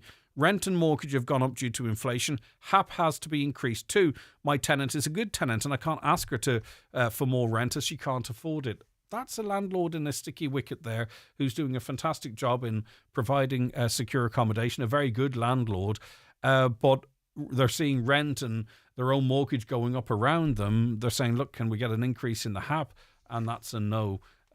So they're being financially disadvantaged there because they don't want to put a pressure on their tenant. Have to agree with Greg. Mary T shoots from the hip, and it's individuals like Mary T that push was on to silence them from talking, claiming they're too ignorant or too blunt. Mary T's a breath of fresh air and another look at things that makes us go, well, that's another side to look at, and that's what makes people like her stand out. Her time is coming. She needs to run again. Best wishes from Gary. Patrick Tobin was here during the elections, but the local media blanked the fact. Absolute nonsense. We didn't blank that at all. I'm on about... He focused on certain areas where they were likely to win seats and the party's resources were thrown at that. Has he ever been in Donegal? Of course. Was he blanked by us? Certainly not. He's a regular on this show because we try and get voices from all different political spectrums. So I know he was on the show. He was on the show last week. But anyway, thanks for your comment. Nepotism is created by someone being in a job for too long. 5 years is enough for a councillor. It should be like the president's term. You're only allowed to run twice. What do you think about that? Greg, you said parties should get behind female candidates. Most of the leaders have very little popularity and are more of a hinder than a help locally. In the last election, I live in Inishowen and I didn't get a voting card, and as a result I didn't bother voting. There's 5 years till the next election. Could that time not be used to get the register sorted as opposed to waiting a few months before the election? Should? Yes. Will it? No. Will we be talking about the electoral register needs tidying up before the next locals? Of course we will. Could you ask Dakota why Sinn Féin the only party out of the 3 largest parties not to run a female in the Donegal area for the Dáil? So Sinn Féin, Fianna Fáil and Fine Gael talk about women's rights, yet still can't define what a woman is. I think most people can define what... I mean, like, it's a gotcha question, but I think most people can. People like to ask that question, but I mean, there are 2 genders, male and female, and that's what most people are of the view. There are others, because that's a biological fact. Then there are others that also believe that you can change and that you can identify as another.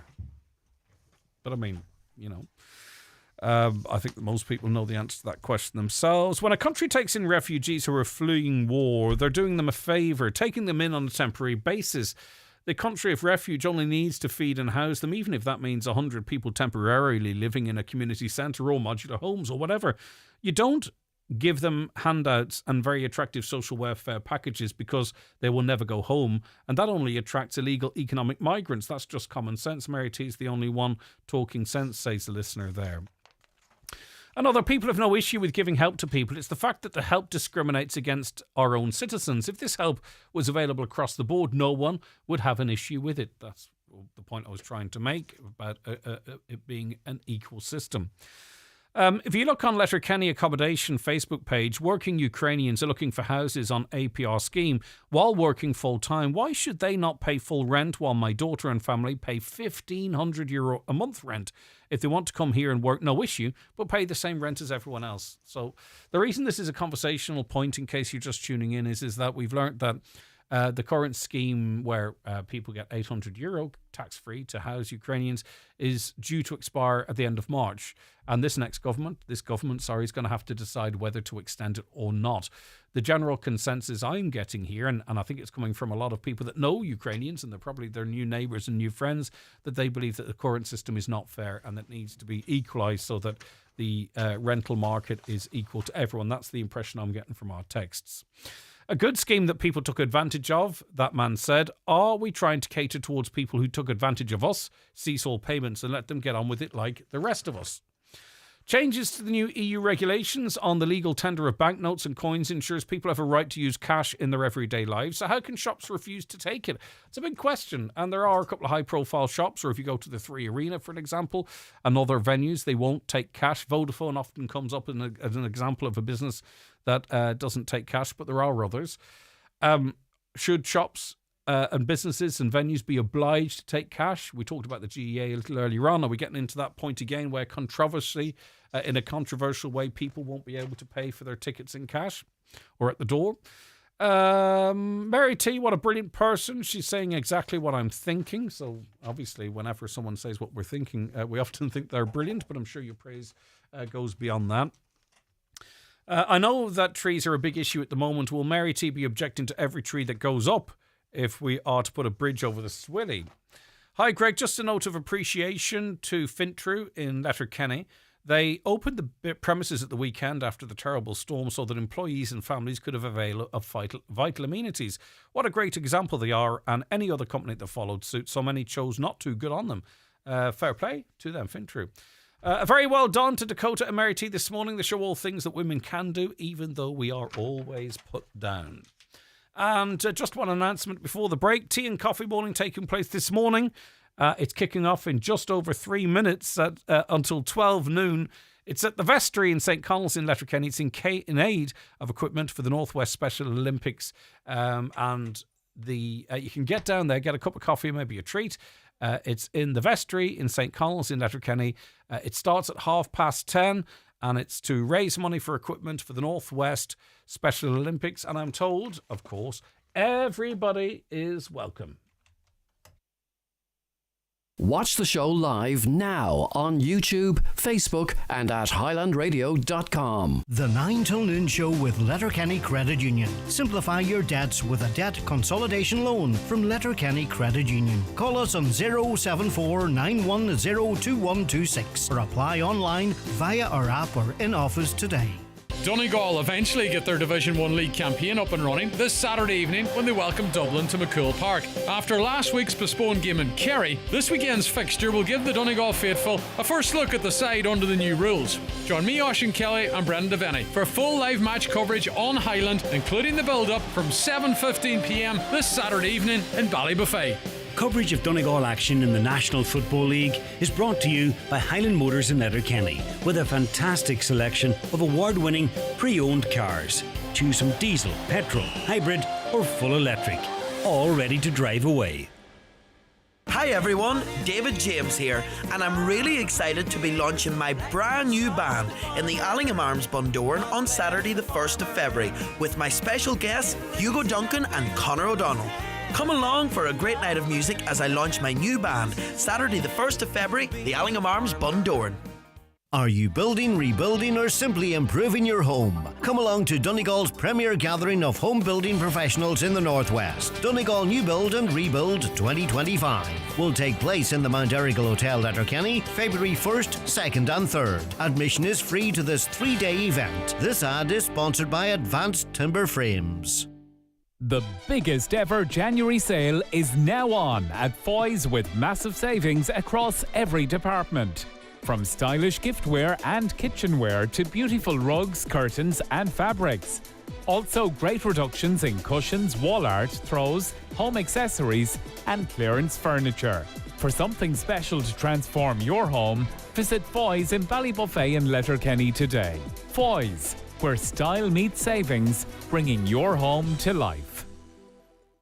The 9 till noon show is brought to you by Letterkenny Credit Union. Digital loans now available. Apply online or via our app today and get your loan transferred directly to your current account. It's colourless, it's odorless, it's hard to detect.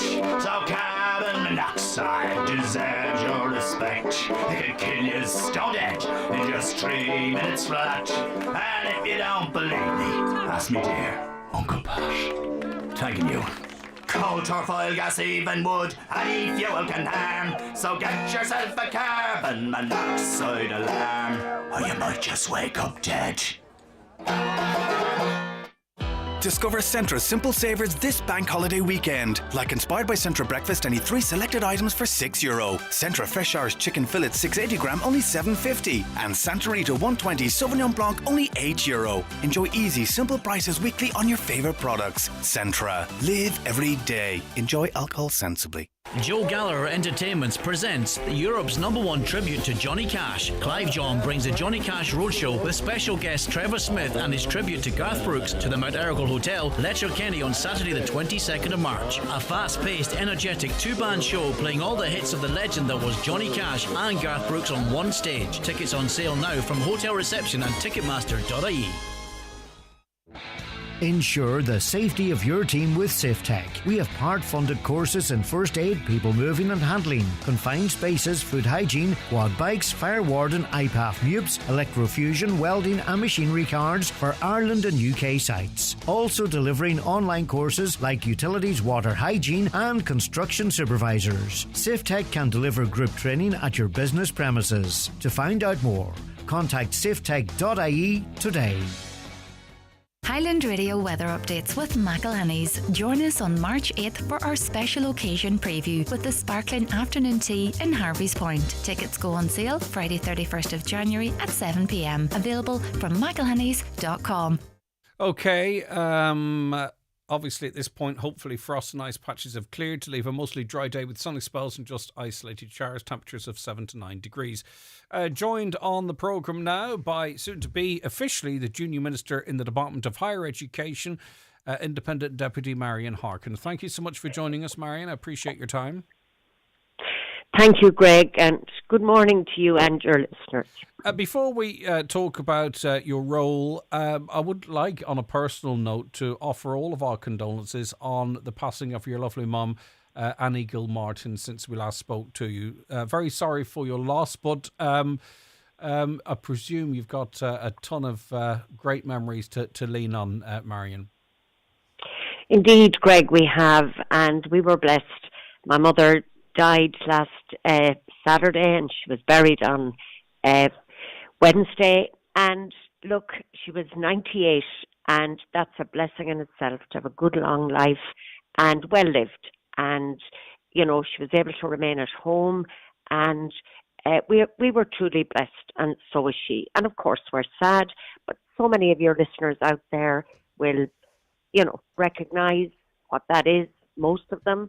It's part of life, it's part of living, and we were blessed, she was blessed, and while it is sad, and it's really sad, of course, at the same time, you recognise that if people's lives are not cut short, and far too many lives are, that is a great blessing and something that you are very grateful for. Indeed, 98 years of age too. Yes. What she would have saw over those years and the changes in the country and the highs and the lows, really quite remarkable. That is true. I mean, she was born less than 4 years after, the end of the Civil War and the founding of the Free State, and she saw so much that happened in between. It was, as I said, a long life and a life well lived, and many of your listeners out there will know what I'm speaking about. And they'll also understand too, my- Marian, that even when someone's a little bit older, and even if you sort of know that, eventually, probably sooner rather than later, you're going to have to say goodbye to them, you can never fully prepare yourself for when it actually happens either. It's a funny thing. Well, I suppose it's up to each individual, but that's what I feel. Yeah, that's true. That is true. Everyone finds their own way in it, and if you're blessed or if you're lucky enough that things largely work out, and you have to make the best of them. And that was the one lesson my mother taught us, was that life is for living best you can, regardless of the circumstances in which you find yourself. And I know that's very, very challenging for a lot of people, but she was a woman who came through very challenging times as well. And while I mightn't always know what I'm talking about, she certainly did. Well, may she rest in peace. Congratulations to you. I know you couldn't confirm this when we last spoke, but we all knew that you are going to be the new junior minister in the Department of Higher Education, subject to, is it a constitutional change, or what has to happen for it to become an official position, Marian? Well, I think it's a legislative change. I mean, to be honest, I've been out of the loop for the last few days, and I'm only getting back into it yesterday and today, and I spent yesterday going around to some of the hubs, meeting people who've been affected by the storm, and I'll be doing more of that today, and hoping to go to South Donegal as well. But as far as I understand, it's legislation. The legislation at the moment allows for 20 junior ministers, and that will be extended to 23. So there is a few weeks, maybe 3 or 4, of a hiatus.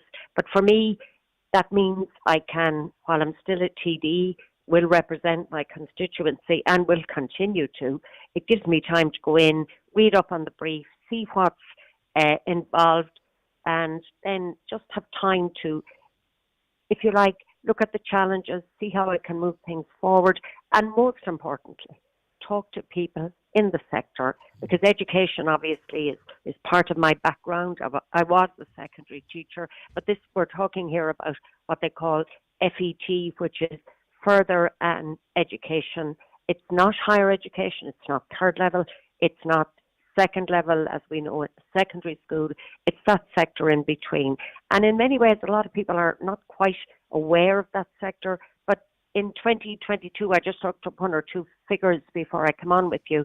There was over 186,000 students enrolled in that sector. It's hugely important from the perspective of apprenticeships, adult education, and for those for whom the education sector didn't always provide the niche or the place for them, that further education can do that. So we know it's a big challenge. And 2 of the areas as part of the title are critical construction, because if targets are to be met, we're going to need more people working in construction, and also having spoke to people involved in the creation of green energy, very active in this area. Massive amounts of job availability, but people without the skill sets to fill them. And it's kind of interesting as well in speaking to them. They don't really see the stream of talent coming out of university as such. They're seeing a lot of former electricians or whatever retraining to meet the skill sets that's required in terms of wind energy, etc.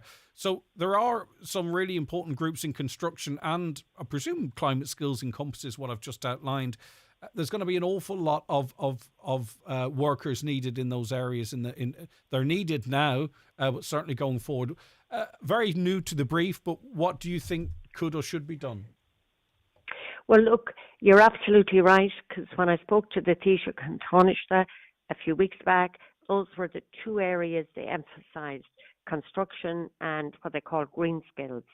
And there's a lot happening, but but we have to, get rid of the blockages, move things forward, because while further education is about how people use their talents and skills and contribute to their economies, to their communities, to society, and part of it very much is that aspect. And to be honest with you, Greg, I haven't sat down to look at or read anything, but I will. After Monday's bank holiday, I'm in Dublin first thing on Tuesday, and my next few weeks will be looking at the system, how it works, what's happening, what needs to happen, and how I can contribute to moving things forward and making changes. I think what you'll you'll come across is the need for a plan. That joined up thinking between ETBs, between the people that need the jobs, the people that need the employers. There needs to be, I think, joined up thinking in a pathway that gets the people with the skill sets, or indeed gets them the opportunities to reskill, but also they're being skilled up in the areas that industry needs. Okay, so there's no point pumping out a load of people with a certain set of skills. We need to make sure that the courses and the training and the upskilling matches the requirements, particularly, as I say, in the climate skills area and in construction as well, be it in retrofitting, solar panel installation, etc. We need to make sure we're skilling people up for the jobs that are there in abundance at the moment. Yes, we do. And that'll be the challenge that I will face, to build on what's there, find out where the blockages are, where the opportunities are, and move things forward. And not everything will be simple, because we know that all systems are complex, but that's my job, that's my challenge, and I'm hugely looking forward to it. But given I know the way that I think and how my mind works, I'll need to sit down and it'll be, in a way, it's really opportune for me that while I'm still a TD and not a junior minister, because I think that won't be until about the end of February, I will be able to sit down, read the brief, see what's happening, see what the challenges are, and crucially, meet people, speak to people from the ETBs, as you said, the employers, people themselves who are looking for careers in this space, because none of it works unless all of it fits together. So that's my opportunity and my challenge, and I'm hugely excited by it, and that I hopefully can make a contribution that will matter, not for me, but for what the country needs. And we do need a bit of hope. Sometimes we get a lot of stuff that's wrong and not happening. But if we can start to build those skills, those talents, and that people feel it's of value to them to be involved. Because it's not just about the economy, it's about the people themselves. And if we can make that an opportunity for people, then the two things fit together. Yeah. And having been in education for a long time and understanding that formal education is excellent, but it doesn't suit everyone's talents or skills. It doesn't suit about 35. It doesn't suit about 35% of the population. Yeah. I think 6 in 10 people go through third level and qualify. Just to a couple of other issues as well. I think you've been slightly overlooked as a ministerial representative in the Northwest and West, actually, by the way. That's just an observation I've made. But you are here and you will be a junior minister. That being said, there is a bit of controversy around the amount of them. Enda Kenny, when we were going through the recession, trimmed them back. There was a big backlash at that time that we had too much. This is not to say that you shouldn't be a junior minister, but do you have any concern that there does seem to be, not including you in this, sort of the creation of an awful lot of roles to keep an awful lot of people happy? We have an awful lot of ministers now, over 30, 33, all in all. Are you comfortable with the cost to the state in that? Well, look, how can I put this? I mean, we do need ministers for the Marine, older people and immigration. They're the three new posts that have been confirmed. I think most people would recognise that we need ministers in those areas, junior ministers, because life and systems, they're more complex than they used to be.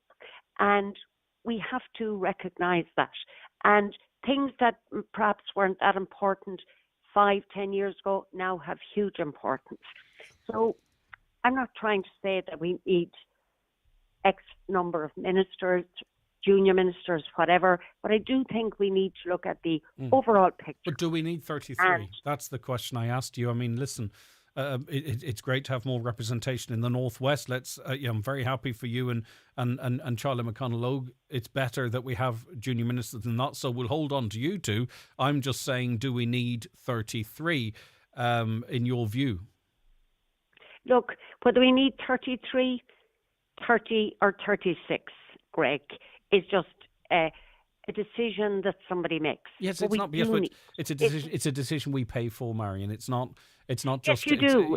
We pay for that. We pay. In my case, it'll be money well spent. There'll be an extra 40-something thousand for me, which I pay tax on like everyone else, and I will work and do my best.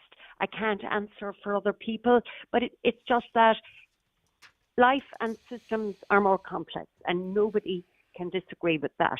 So to try and deal with the different issues, I have met, for example, so many older people who want a junior minister, who want somebody who can focus on that. And equally in this sector I will work as best I can with all of those people to make a difference.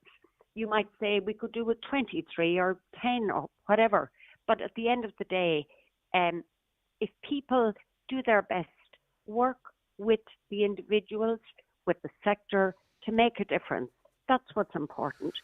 Numbers, yes, people can argue. It is very important, the numbers of it. I mean, and you're part of a system, right? But this is a system that has created new positions for lots of people, not necessarily, like we don't have a junior minister or a minister for that matter for construction to liaise between developers to apprenticeships. That's fantastic. Sector. But I'm on about in terms of making sure that Uisce Éireann and the ESB are serving a site in Donegal and not ESB serving a site in Galway and Uisce Éireann serving a site in Louth. You know, a minister for that would have been useful, certainly, but it feels sometimes that. But anyway, listen, we'll move on. One last question. The speaking rights issue hasn't gone away. There was a meeting. Whereby a stalemate has continued effectively. One of the proposals from government was to, I believe, extend leaders' questions to allow the likes of Michael Lowry to ask questions from the opposition benches, despite he being the leader of a group that is supporting this government. Just what's your view on it? Do you believe that the opposition should be the opposition and that government should be the government? Or do you believe that the likes of Michael Lowry should be accommodated to ask questions during leaders' questions from the opposition benches? Well, like a lot of people, the only name you use is Michael. Or if you look, there's lots of other people in that group. What I can say to you is this, Greg. When I went into Dáil on day one, I actually sat beside Tony Gregory. And Tony had the Gregory deal before the term before that, where he had an input into the programme for government, but yet he was part of the opposition. That's a different arrangement. He wasn't part of but he wasn't. But he wasn't part of the government, Marian. He wasn't part of the government. But what he did was he had the Gregory deal. Yes, but he wasn't part of the government. Of the programme for government. Yeah, but he wasn't part of the government. I was one of the negotiators. I was one of the 3 negotiators. We spent 12 days working on this. So I understand what you're saying. And it is a fine line. I'm not saying it isn't. But I'm saying if you look at precedent, what has happened before, Michael Healy-Rae, for example, told me personally that he was with his dad when they negotiated part of a programme for government. So it is a fine line, and look, we need to find a solution. What do you believe the solution is? Come back next week. to be honest with you, Greg, I haven't even thought about that in the last few days. And I that's understand. not a cop-out. No, It's no, just but the you must truth. have a gut feeling. Do you support the regional independents in their view that they should have opposition speaking time? Or do you believe that we should have a clear line between government and government supporting independents who are part of the government, not like the Gregory deal, they're part of the government? Or do you, what is it? It's simple, and I understand you've been incredibly busy, but No, this Greg, is obviously something nothing you've given is some simple. consideration. That's the problem here. Nothing is simple. If it were, there'd be no problem here. Nothing is simple. We've had a situation up to now where a number of TDs at different times supported government, contributed They weren't part to of the government, programme though. for government, and contributed significantly. You've got to one of the programme for Healy government. Rays. You've got one of the Healy. You've got one of the Everyone Healy Rays who's a junior minister, super junior, and you've got his brother, part of the same group, who's in opposition, asking leaders questions. That sits okay with you. You also have backbench TDs from Fianna Fáil and Fine Gael, asking questions of ministers, not leaders, but asking questions of ministers. And there's a grey area there. I'm only in the Dáil, this is my second term back, and I see what other people see looking in at it.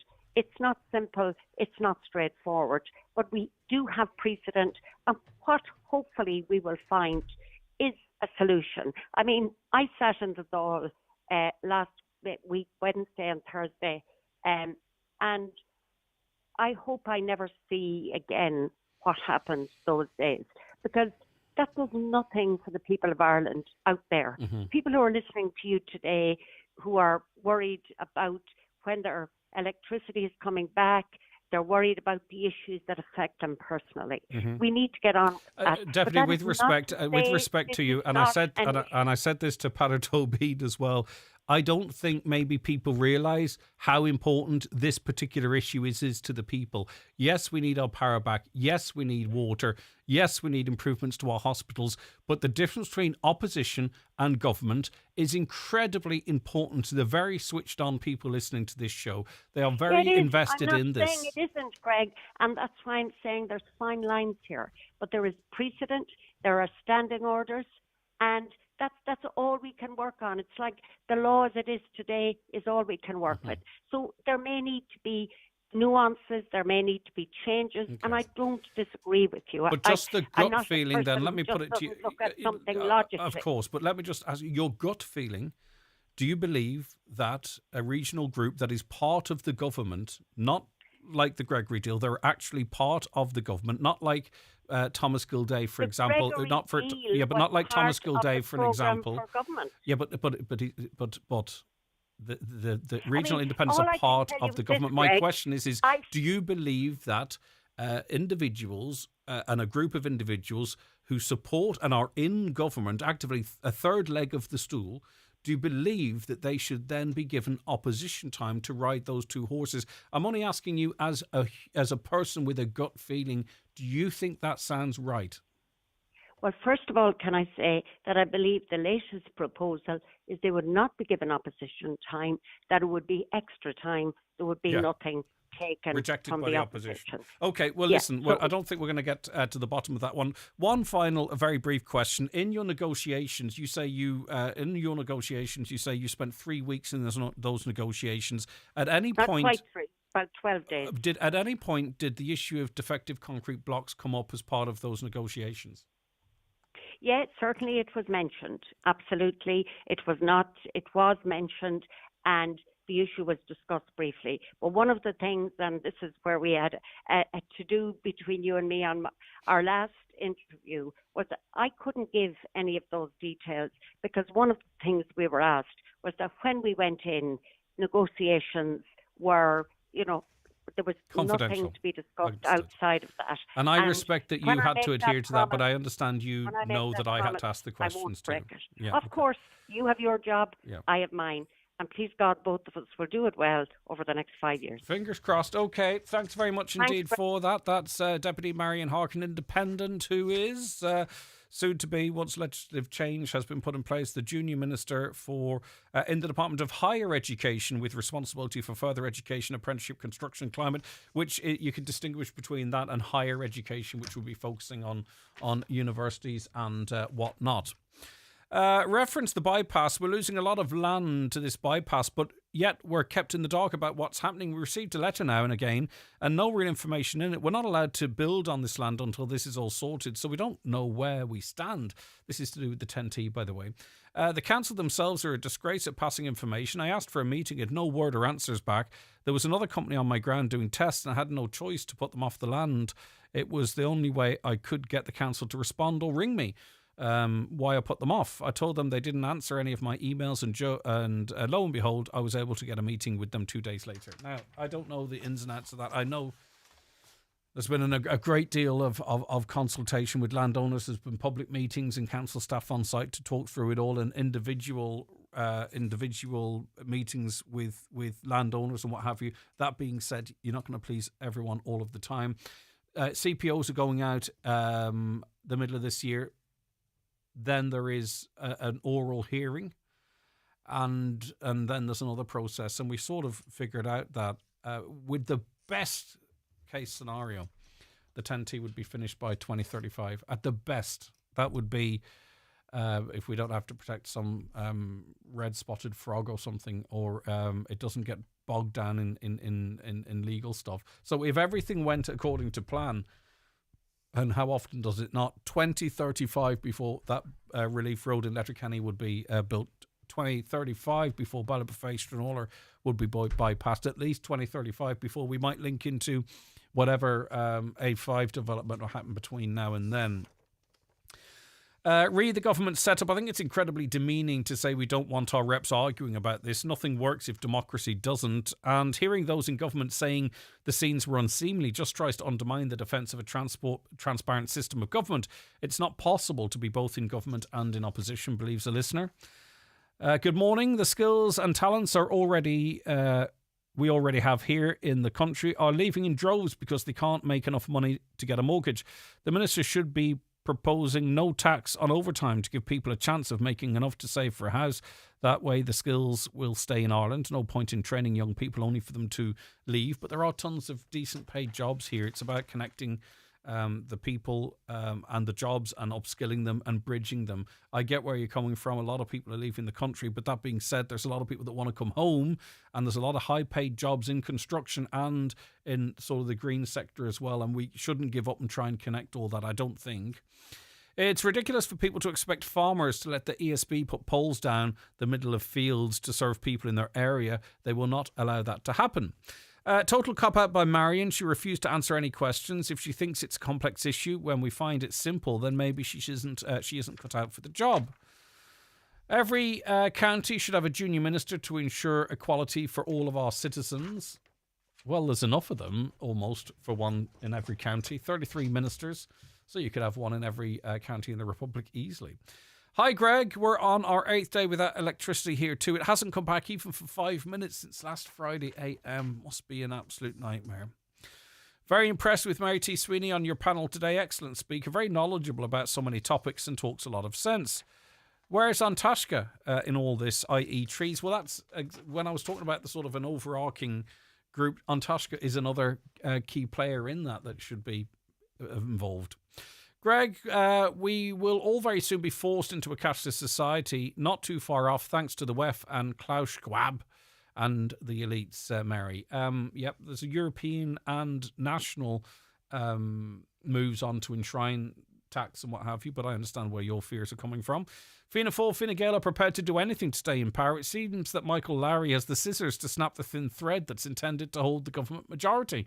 Something's going on, because it's very often, very rare you see one person that can exercise so much influence that the government is insisting on. The government's insisting on speaking rights for government members in opposition. As a woman listening to Mary T again this morning, I lament the fact that the people of Donegal did not see fit to vote Mary T as a TD for Donegal. She would be a far stronger voice and advocate for all our issues in this country, says a listener. Hi, Greg. Lights are off down the Lahey Bar area again. Are the men working down the Ling Road? Please, it came on, but off again. Thanks. Well, if it came on, it's probably going to come back on again very, very soon. As I say, I do understand that they do have to sometimes switch areas off to reconnect other areas. My fingers are crossed for you, Dolores, that is what the issue is. The 9 till noon show with Letterkenny Credit Union, now offering mortgages from 40,000 to 600,000 euro with no hidden fees or transaction charges. Letterkenny Credit Union, 9102127. If you need an eye test, look no further than Louis Walsh Opticians. Letterkenny's longest established opticians are delighted to welcome patients new and old to their state-of-the-art practice in the Courtyard Shopping Centre. Their latest technology includes a 3D OCT retinal camera which assesses the health of your eyes in minutes. Private, medical card and PRSI patients welcome. Call 91 21000 to arrange your eye test. Louis Walsh Opticians, Letterkenny. Your vision, our focus. It's time to upgrade your home, refresh your gadgets and grab unbeatable deals at Irwin Expert Electrical. Our January sale is packed with incredible offers on big brands such as Whirlpool, Bosch, Samsung and LG and Shark and Ninja. Hurry in store to make the most of these limited time deals. And if you're building, buying or renovating, now is a great time to avail of our layaway service. Ask in store for details. Irwin Expert Electrical, Letterkenny and Buncrana.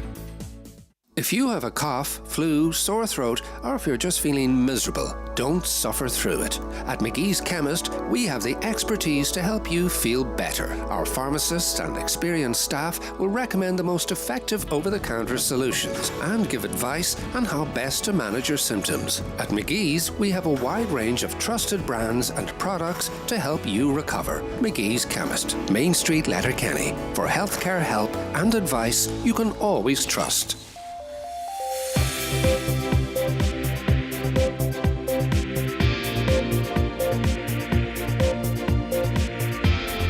The county's #1 talk show, the 9 till noon show on Highland Radio. It is 11 o'clock. That's entertainment just around the corner. But first, let's get a news update. And it's over to Michaela Clark. Thanks, Greg. Good morning. A man in his 70s has been shot in Coleraine after a group of masked men broke into his home last night. The man was shot 5 times during the incident in the Ballygallen Park area shortly before 8 p.m. Police say his injuries are non-life threatening. They have described it as an appalling attack on an elderly person and are appealing to anyone with information to come forward. Deputy Marian Harkin says not everything will be simple in her new role as Junior Minister in the Department of Higher Education. She says she will build upon the existing blocks and identify blockages and opportunities to improve further education. Deputy Harkin's ministry is subject to legislative change to increase the number of junior ministers to 23. 2 men in their 20s have died in a crash in County Carlow. The single vehicle collision happened on the N80 near Ratho, the same stretch of road where a crash that claimed 3 lives happened on this day last year.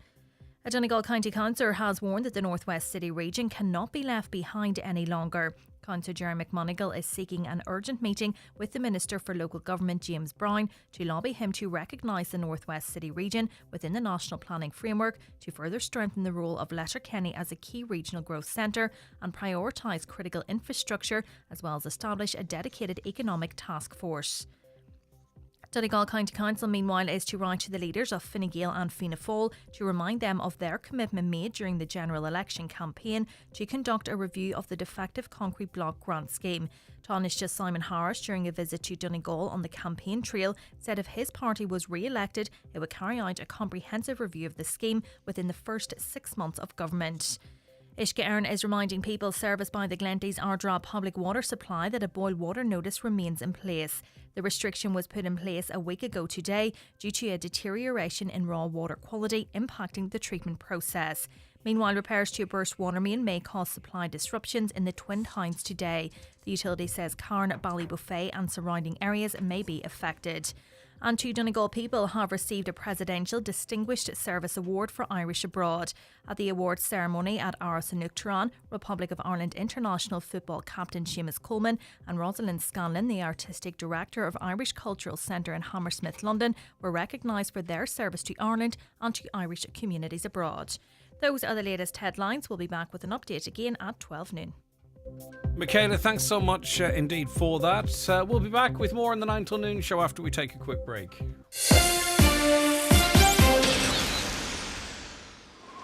So it's still getting dark just after lunch, and all you've got to look forward to is the rest of January. Dark, gloomy January. Ugh. But no worries. At least Aldi can brighten up your breakfast. With specially selected blueberries, only $1.99. Protein pancakes, only $1.75. And pure squeezy honey, only $1.69. And you know what? Spring's just around the corner. Just like your local Aldi. Good food, good mood. From Aldi.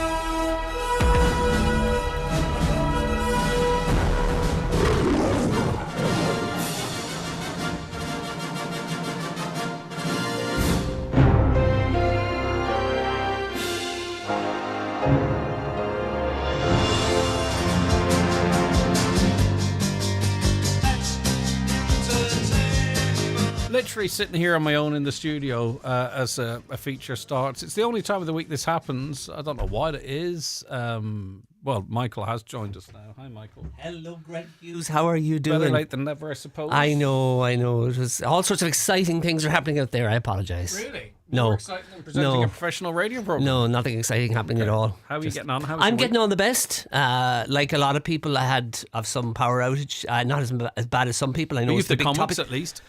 Exactly. You can read and I the had comics. stored TV on my iPad as well, so I was ready to rock and roll. But yeah, so a lot of it's the topic of conversation this week. Yeah, of course it is. Big time. It's a great uniter, isn't it? Isn't it just? So many of us Yes. were without power, and some still too. And then you get your power back, and then it goes off. And it's a No, nightmare. it's not. But hopefully, we're heading towards the end of it. Full restoration. Yeah, hopefully. And the next storm hits. Fionnuala Rabbit's with us as well. Hi, Fionnuala. Hi, how are keeping? you? I'm not too bad. Are you now. proud of me? Because you gave me stuff that I had to do for work, and I gave it all back to you without you having to ask me again. Well, You're proud of me? yes, you did actually drop in stuff to me. I was very proud of you. Thanks very much. You're so good at doing your job. I'm trying to be a better boy now. 2025. 2025. The new Greg Hughes, better than before. It's Better, new- stronger, faster. Oh, good song. Yes, I. What have I watched this week? I finished Missing You. Me personally? No. On it's a TV Netflix. show. Netflix, yeah, it's a TV show. I've read all the books. And Yeah. they're I not- wonder how the their books- adaptations aren't as good. Oh, I'll pull out. I've all of his books. Yeah, because the way They're they, much the better. way they do it. This goes back, Michael. Do you remember I used to talk about the way British shows do it? Like a million red herrings. Yes. Everyone is guilty, effectively, and then. I know, the and then they books are wrap much it all up, and they don't close off an awful lot of it, and it's just I find them programs frustrating to watch. Yeah, Basically, if they I don't know trimmed who it, he sold his books to.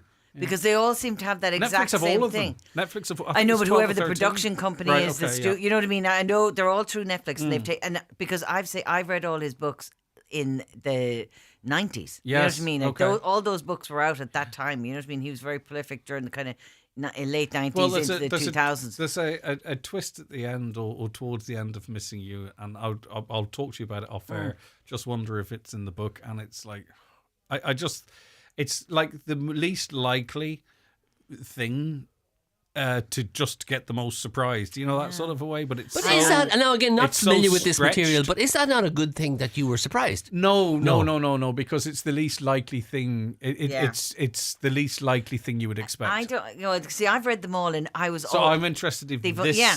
twist is in the book. The book. Well, I've read all of his books because every time it gets a new one, I actually wrote to him to tell him how brilliant Stalker. I I think know, he is. but it's think lovely. He's a great author. And Did he write you back? He His solicitor got in touch. He emailed me back, yeah. All right. No. He I did. thought it was like, you know, Slim Shady and please Please don't call, I'm wondering why. No, there was no boot to the car required. No, because I was actually working in radio at the time, and I invited him to come on if he ever came to Ireland. That's okay. That but sounds anyways, better. He That's the kind of initiative from a radio producer that we need. I used to just work to everybody, but I loved, but I could never understand how they didn't make movies and stuff out of his books when they did with lots of other stuff, and they had made them in French.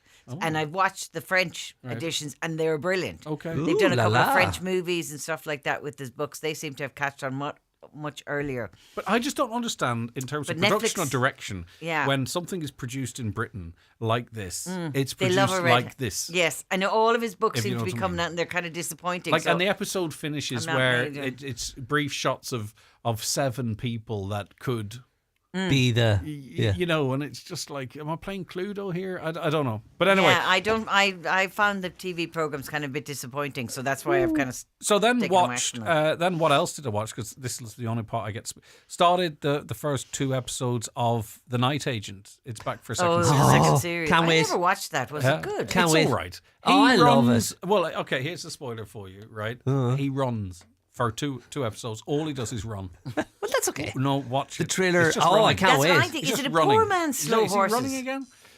No, it's not in. Is Yes, I think to some degree it's not as It's not as clever. clever. Well, poor Agreed. man. Yeah, it's not as That's what clever I as mean, slow like, horses. This fella's skint. Like this fella doesn't have two shillings to rub together. Like if it is. But it's good. It's good. It's good. Like I would put it this is It's slow more like horses Jack Ryan in my than Slow is Horses. great, and this is good, and it's really good. But it's still not great. But it's really good. Do you know what I mean? Do you not It's think just- it's more Jack Ryan-y than Slow Horses? Jack Ryan is, I think, I have to say, maybe a step down again. I kind of got very disillusioned with Didn't Jack watch- Ryan. It's just he runs and runs and runs and runs and runs and runs, and then he runs some more, and he runs funny.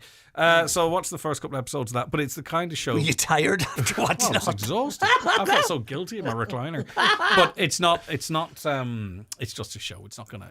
I forgot the first series. I enjoyed the first. I would series, equate it but I with completely Lincoln forgot it. Lawyer, as in I love it and I love Lincoln Lawyer. It's not that clever, but it's fun to watch Yeah, and exactly, it entertaining, and it's Lincoln Lawyer and Night Agent. So Yeah. The Recruit is the one I want to check out next because that's back for a second season, and I would assume it's on the same level as Night Agent.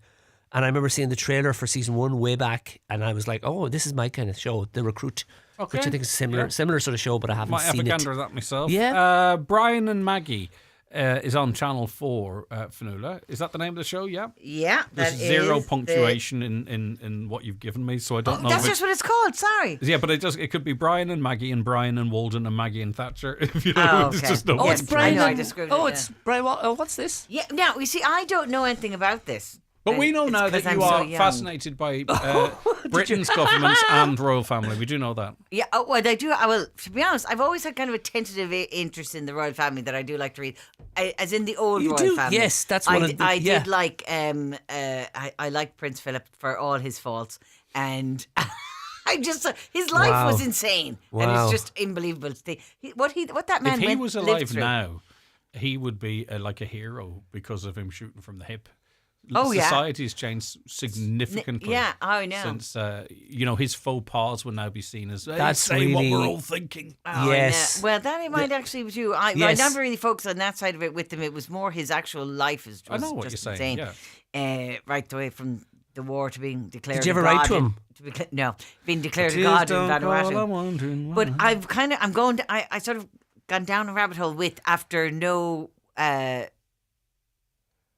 What? No surrender. No, what the hell's No called? limits. No, I know the. My Say nothing. God. Say nothing. Say nothing. Say That's nothing. what I'm Yes. trying- Jesus, my mind is completely gone. Fine. I know. No no, one that's can remember TV not like programme you No, at I all. know, but I was saying so. I watched that. In all Say these Nothing, years I've and- known you, that's the first time that's ever happened. First memory lapse. I'm very bad. Ever. I was talking to Joe about TV yesterday, and I was playing charades with him. It was like ridiculous. He says, "Good job, you're not on air."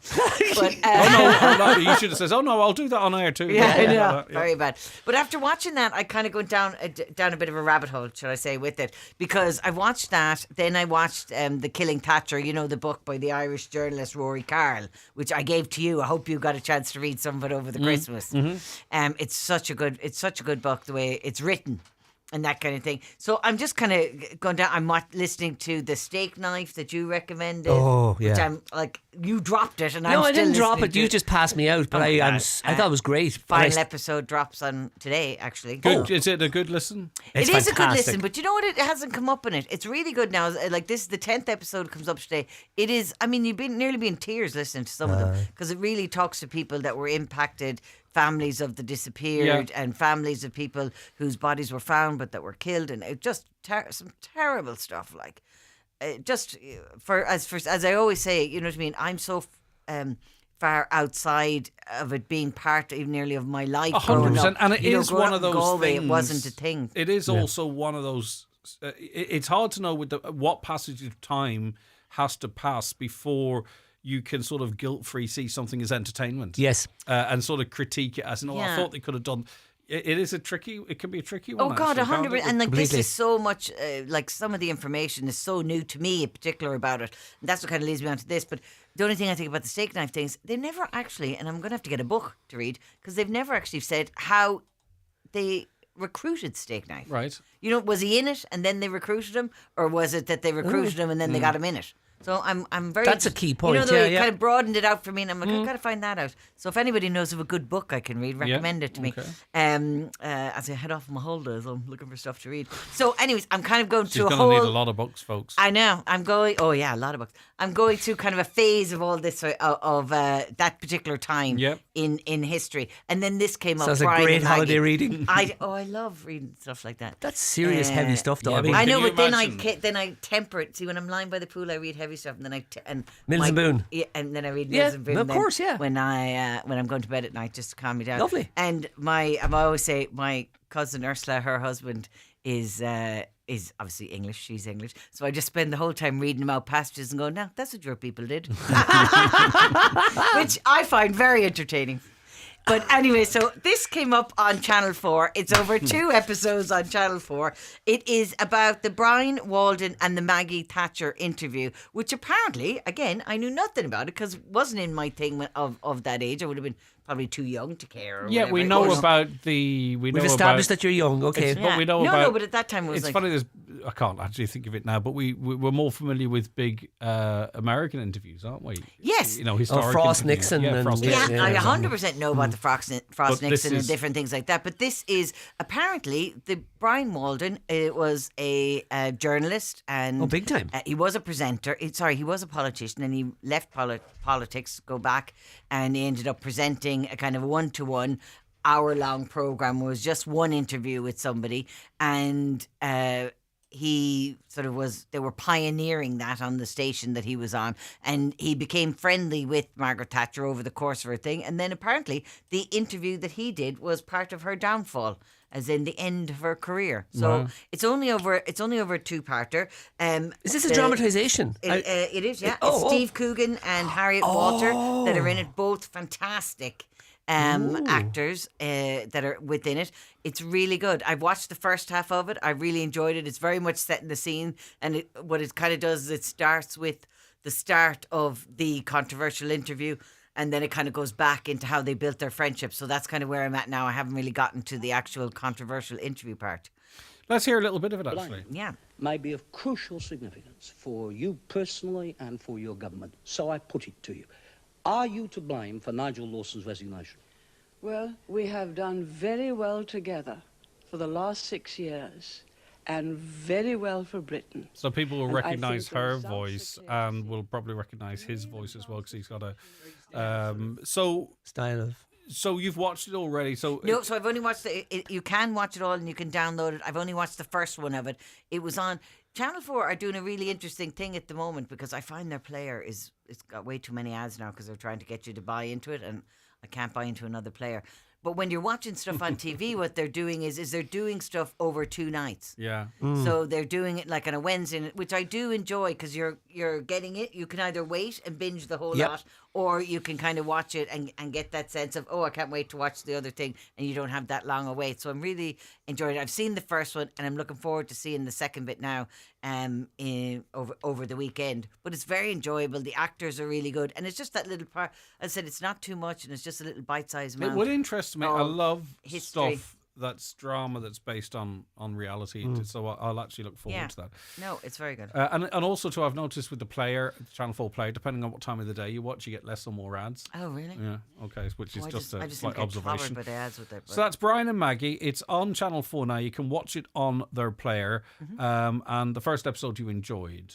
Yes, And I it's really free did. it's And well, free to the air. thing about it is, one, I'm interested in kind of history stuff, so I Of find that course, interesting. yeah. But even if you're going into it just as watching it, just, it's the actors are so good in it. There's loads of faces. I love when they bring in people from programs like that, and you recognise nearly everybody in it. Sure. You know, Yeah, they've all been in smaller bits and bobs across the way. So it's very Stay right well where done. you are, because I'm going to be talking to Patrick Doherty, Assistant Director of the Pantomime Society, after these. The 9 till noon show is brought to you by Letterkenny Credit Union, with monster loans available up to €60,000 for all occasions. Visit letterkennycu.ie. Sale at Yisk ends now with fantastic offers. Save up to 70% on more than 250 discounted articles. Buy now in your local Yisk store or online at yisk.ie. Yisk. Scandinavian sleeping and living. January's a big deal in the Virgin Media Playhouse. See how great value plays out for you. Get €100 off your bill. Our Wi-Fi guarantee included for free with our fastest broadband speeds and no activation fee. That's uninterrupted Wi-Fi, guaranteed everywhere in your home. Switch today at virginmedia.ie. Virgin Media. It's playtime. Subject to location and availability. T's and C's apply. New customers only. Offer applies to 1 gig and 2 gig broadband. €100 bill credit applied automatically to customers' accounts on April 1st, 2025. The Wi-Fi guarantee ensures minimum download speeds of 30 meg in every room. Offer ends February 5th, 2025. The Easy Living Furniture biggest sale ever must end this Sunday. Absolutely everything is reduced across all our departments, including sofas, dining, bedroom, mattresses and home accessories. Shop the furniture you love at the best prices ever at Easy Living Furniture. Crescent Link Retail Park, Derry, Londonderry. Don't miss out. The biggest sale ever ends this Sunday. We love better value at Dunnes Stores, with 20% off everything you need for a delicious steak dinner for two. That's your choice from a fantastic selection of wine and champagne, like Whispering Angel and Moet et Chandon. 2 succulent Irish strip loin or ribeye steaks, and skinny cut or chunky chips, all 20% off. Plus, you can save at the till with a 5 off 25 grocery voucher. Dunnes Stores. Always better value. Terms and conditions apply. Voucher can be used on next in-store grocery shop of €25 or more. Voucher excludes alcohol. Please drink sensibly. Highland Radio Time Checks brought to you by EirGrid, the operator and developer of Ireland's electricity grid. EirGrid, powering up communities, powering up Ireland. The time is... Okay, the time is just approaching 20 minutes past 11. Patrick Doherty, Assistant Director of the Pantomime Society. You are back. Patrick, big news. Good morning to you. Great, thank you very much for having us. We're certainly back, return to us, I suppose you could call it. Probably the greatest comeback now since President Trump made us back. We had done 5 shows, and being a very community-based outfit, we were anxious to get back again, because we had Letterkenny Rovers initially on the Saturday night and Bunny Football Club on the Friday night. And so we had just to be clear, you just so people know, you put the pantomime on, it's hosted by an An Grianon, and then over the course of the nights there's a different beneficiary each night. Exactly. Okay. And on the storm, Owen did a lot of damage to the roof in the Grianon Theatre, and in the interest of health and safety, we had Grianon had to cancel the remaining shows, so we had to cancel 3 shows. Mm. And as I say, being a community-based outfit, we're anxious that the remaining 3 shows would go ahead, and that the beneficiaries would make as much money out of them as they could for their particular clubs. Right, so when are they going to take place then now? We are returning to the Grianon on Tuesday night with a show at 7:30, and again on Wednesday night at 7:30 for Letterkenny Rovers, and again on the finale night then on Thursday night for Bunny Football Club. Lovely stuff. Now, tickets for the cancelled shows, are they still valid? And is there any additional capacity? The initial the tickets, people who bought tickets initially, they can use those if they haven't looked for a refund. If some people have already been refunded for the 3 remaining shows, and there is limited availability at this stage for the Tuesday, Wednesday, and Thursday. But we're anxious that that the beneficiary, the clubs benefiting would get full houses. They're near enough full at the moment, and as I say, it's limited capacity, but. And also too, there are people that maybe never, because they're fundraisers as well, that maybe never sought a refund but can't make the rescheduled shows. We kind of saw this in the past with rescheduled shows. This show deserves a full theatre, so if you can't make it and you have the tickets, try and get them to someone who can. Exactly, that's a great idea, and as I say, the community will definitely be benefiting from anything like that happens. So we're returning again on, as I say, Tuesday, Wednesday, and Thursday, and Tuesday would be the equivalent of the matinee that we had planned for the Saturday, and the Wednesday night then is for Letterkenny Rovers, and the Thursday night for Bonagee. Brilliant stuff. Okay, well listen. Yes, go ahead. Tickets are available at Andrenan at 074912077, and you can also book them online at the moment. The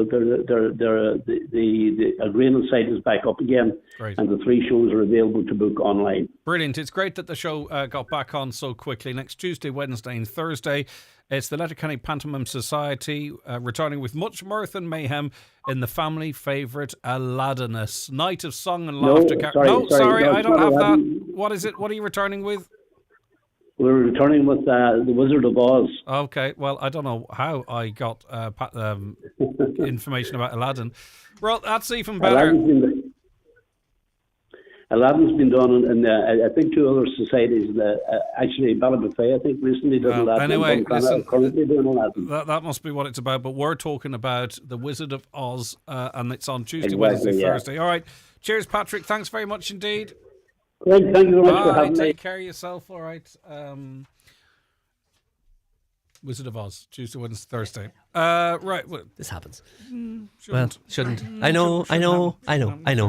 The Tragedy of Rudy Giuliani by Michael Wolff. Yes. Rudy. He was the biggest dog in the yard. Now hasn't got a shilling to himself now. I know, when you think about after 9/11 What and a everything, downfall. he was huge, the world's mayor and all these big time, things that he was huge, called. Getting rid of murder, changing it, blah. He was blah. going to be. They were like, he should become president. They wanted to Well, he ran for president. Beatify him. It was unbelievable. He ran for president. And do you think his association, did he throw all his eggs in Donald Trump's basket and get thrown under the bus, or did he throw himself under the bus? Anyway, that's what the podcast is all about. That's what the show is about. It's a book, really, but it's an audio book. Michael Wolff is it's a book. Good. It's a book.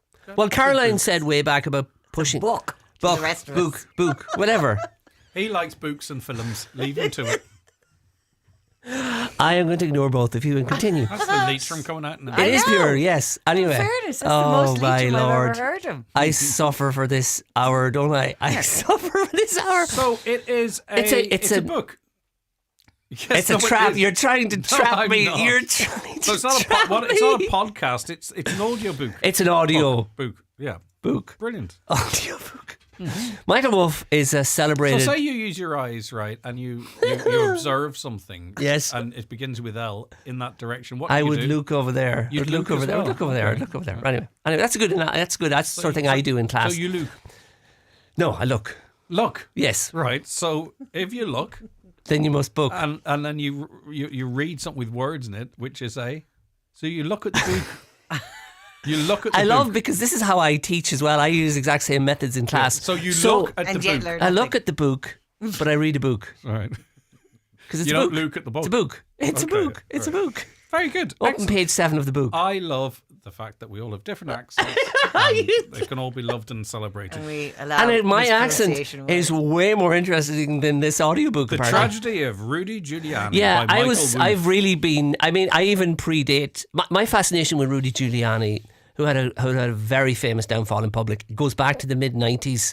There was a great TV series. Paul Haggis, who had won an Oscar, created a TV show called Michael Hayes with David Caruso. It was a really good show about a crusading prosecutor. And I read, this is back mid-90s, 96.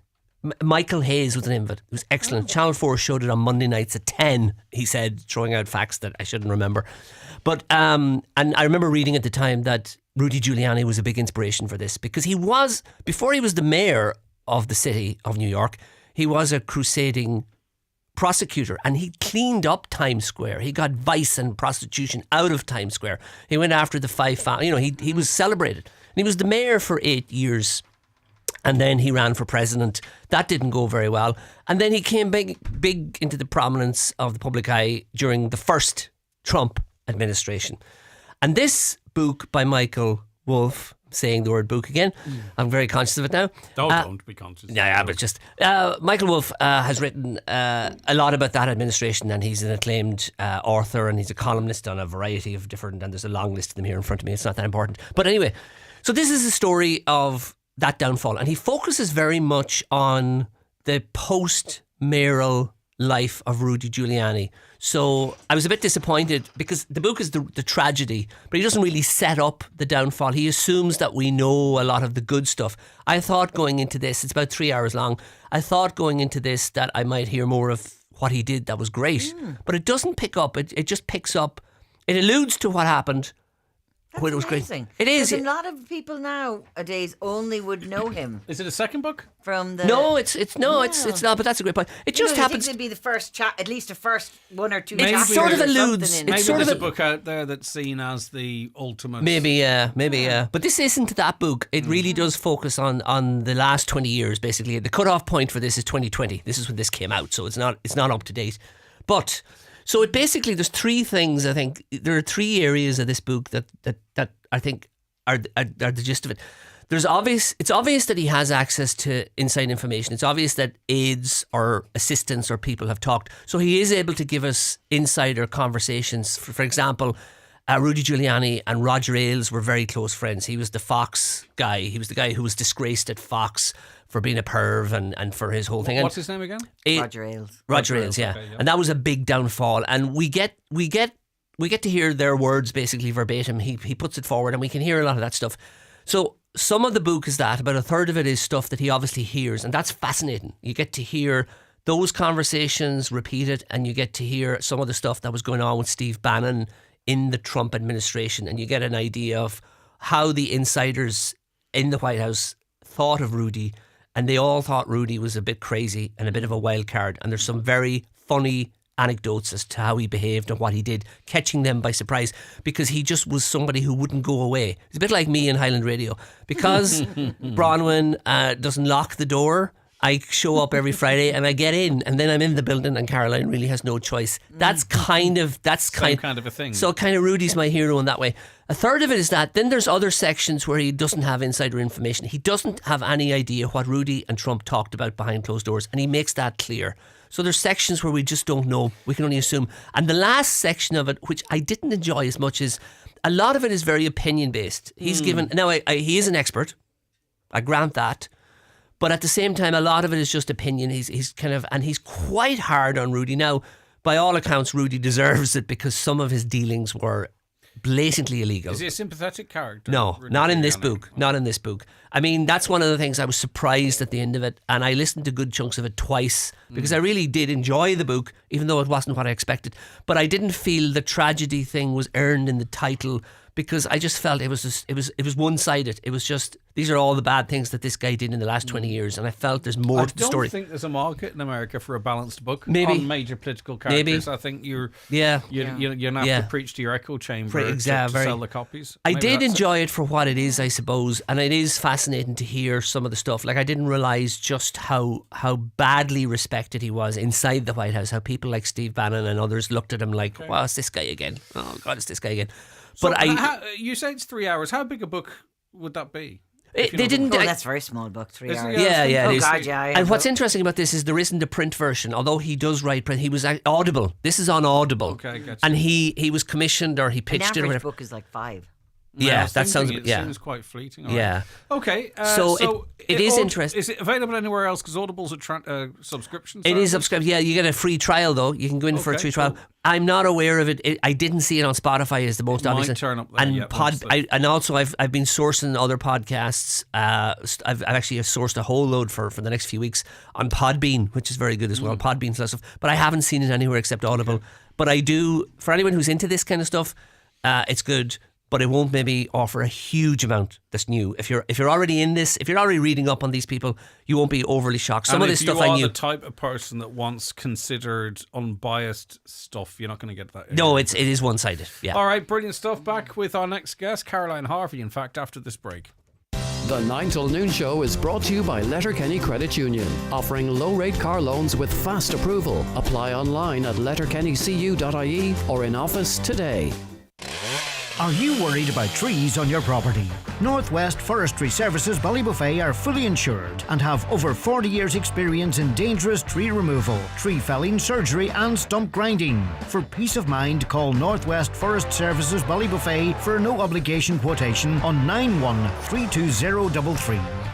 Looking for a reliable used car at a price that won't break the bank? It's time to head to iMotors. We've got a huge selection of top quality, pre-owned vehicles that fit every budget and lifestyle. Every vehicle at iMotors comes with a thorough inspection, so you can drive away with peace of mind. Plus, our prices are unbeatable, saving you money now and down the road. Check out our full range at imotors.ie. iMotors, fearless generation. Fabric World Maydown Derry biggest ever winter sale now on. On trend and in stock curtain and upholstery fabrics all on sale. Over 3,000 metres now half price or less. Free curtain design ready-made curtains up to half price and lining from £1. With fabulous rates on the Euro in store at Fabric World Maydown Derry. Heading off on holiday? Don't forget to park to relax. Travelling for business? Well then just park to work. Flying for a city break? Simply park to explore. No matter where you're going, you'll find safe, secure shuttle parking just 6 minutes from the airport at Dublin's newest airport car park, Park 2 Travel. Visit park2travel.ie now to book your space from March 10th, and then simply park to go. Park2travel.ie. For when you need to park to, well, travel. Get ready, Derry. The legendary UB40 are bringing their iconic sounds to Everington Square Friday 30th of May. Sing along to such classics as Red Red Wine, Can't Help Falling in Love, Kingston Town and many more. UB40, live at Everington Square, Derry. Tickets on sale now from ticketmaster.ie. UB40, presented by Joe Gallagher Entertainments. Okay, Caroline Harvey, writer and director of I'm Grand, is with me now. Hi, Caroline. Hello, how are you? I'm doing fantastic. What about yourself? You're grand. I am grand, just to give it a little plug there. I am indeed, and it's nice to be back chatting to you. Brilliant. We did talk before about this documentary, which sheds lights on the high burnout rate among child protection workers. So just remind our listeners, and we'll tell them where they can watch it, just remind our listeners about your documentary and why you believe this is a story that needed to be told.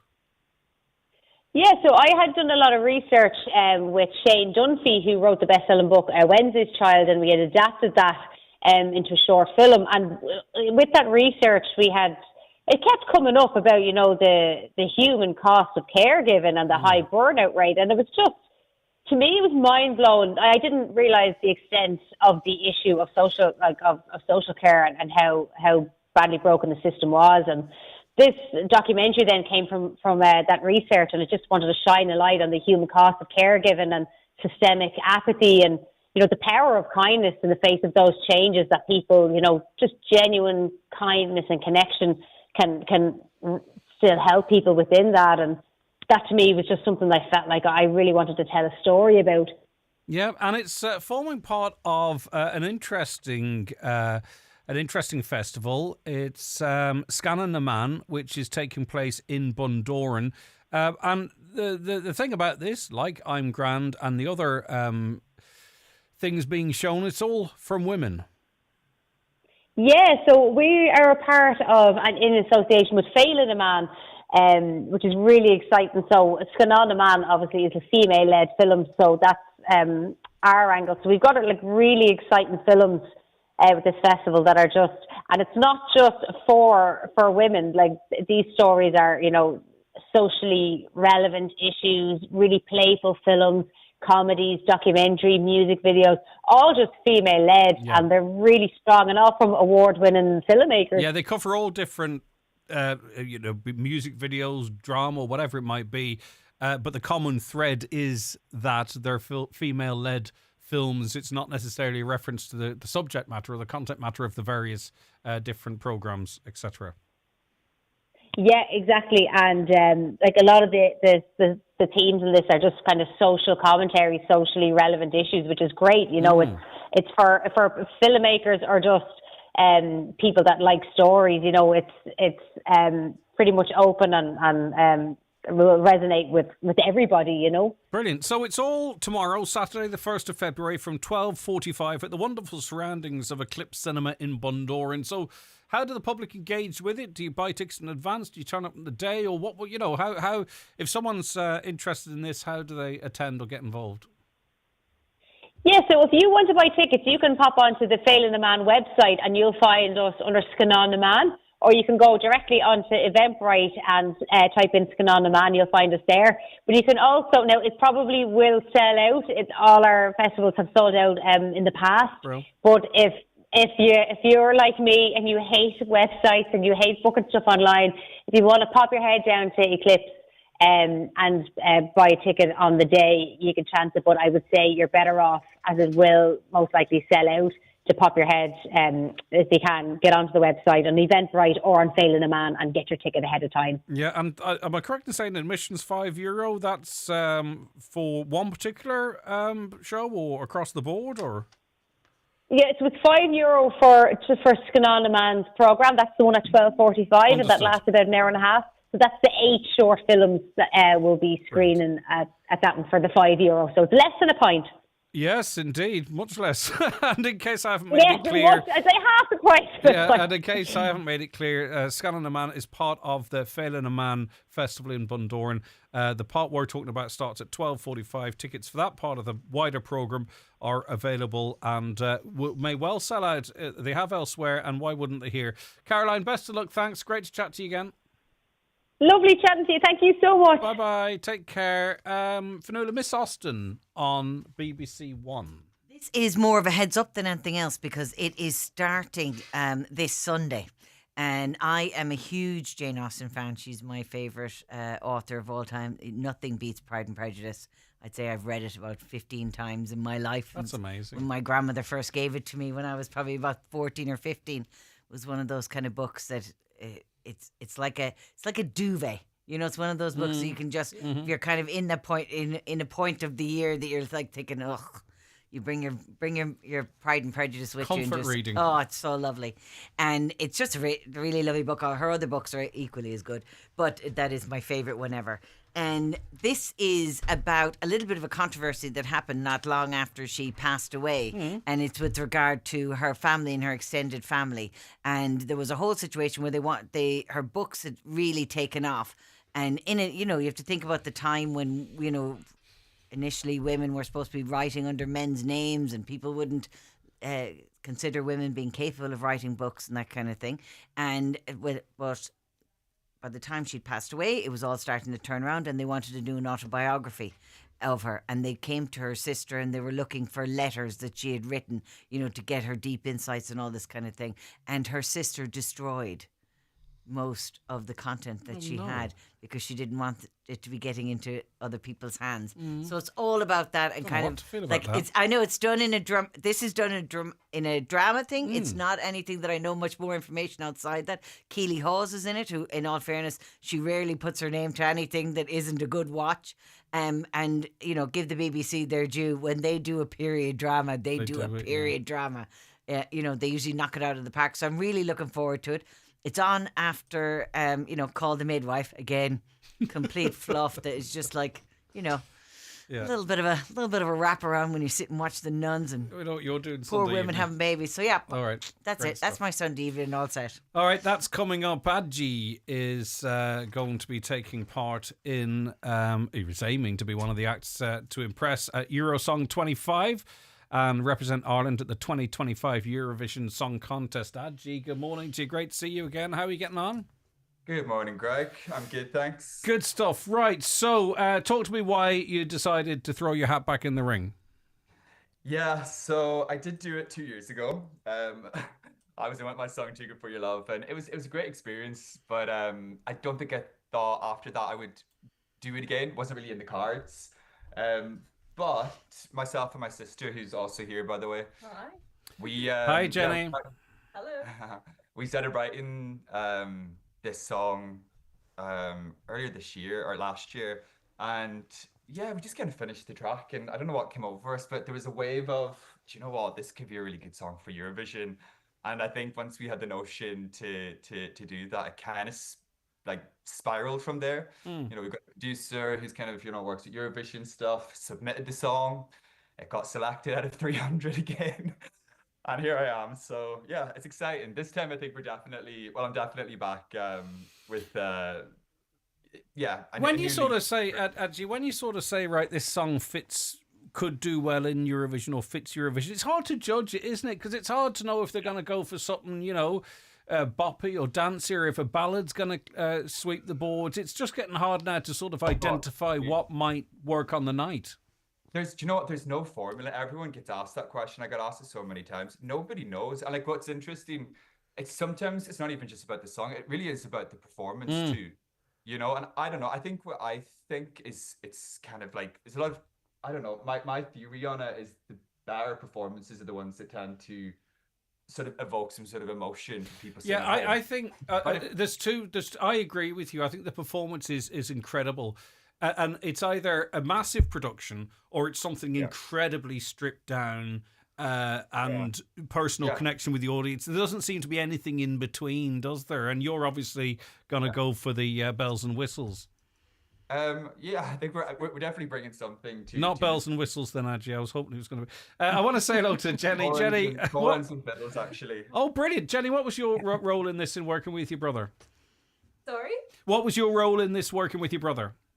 So basically I played the fiddle part of the song, and how did it come about? We were just at home one day, Andrew was singing and, you know, on his piano as he normally is, and I kind of just joined in with my fiddle, and sometimes it works, sometimes it doesn't, and on this particular track it worked quite well. We kind of looked at each other, we were like, oh, we're vibing this, you know, this could be something good there, and, you know, we've had a lot of fun with it, and it's progressed over time, the track, and yeah, I think now we've kind of just made a bit of a Celtic pop album. Yeah, I think one of the driving forces as well to put it in as well is because we haven't really written many tracks that have sort of a trad influence. And really, the more we kind of jam, the more trad that seeps back in. It's kind of one of those things, like you're born and you're raised in the Gael part in Donegal. It's in your blood. It's in there. Do you know what I mean? We play together. There's always sort of a traditional sound that comes out, and we just thought it was so nice having the fiddle in the track. So I think that was maybe one of the motivations to put it in this year as well, because it felt like there was a little bit of like Irish culture and authenticity with that regards. Yeah. But it has to feel it has to feel legit as well. You can't say, right, let's bang some fiddles in this and no. You know, it has to be real. And I think as you say, it's from your background, and it's organically created into this rather than box ticking. 100%. And what's happened last year is myself mostly, but Jenny as well. You know, I've written quite a few tracks. My plan is to release an album this year. But Jenny's on some of the tracks, because some of the ones they just sound, they definitely have sort of a note to like trad music and those kind of notes, and even some of the, you know, the key signatures and timing is very trad, which I love. And like, it's one of those things at the moment with my music, it's more about passion than, you know, achievement. You know, I'm going to write an album that is true to me, and people like it, they like it. If they don't, they don't. But we're just excited to sort of do this on a stage again, because the year I did it, you really don't know what. Yeah, I don't know if I've muted you or if you've muted me. I can't hear you at the moment. It's probably me. No, it's you. Yeah. That's all right. No, that's fine. And you know what? It's a good approach that you have, because some of the breakthrough artists of 24 and into 25, that was their approach. They released their music. It's music they wanted, and then it resonated with an audience and built that way. We're going to listen to it. My concern about this whole process is the performances down on RTE, right? Because you know what you might imagine for a massive stage in a European city versus what you can achieve and the message and reach that audience. How big a challenge is that? Because it's sort of like one and done, isn't it? You need to get the votes and get the right comments from the judges, etc. Can you do that for this song in that space? Are you confident, or could that be a roadblock? I think, honestly, my feeling towards it, because we've been doing so much rehearsal, my feeling, and I could be so wrong, you know, it's going to depend on the people on the night.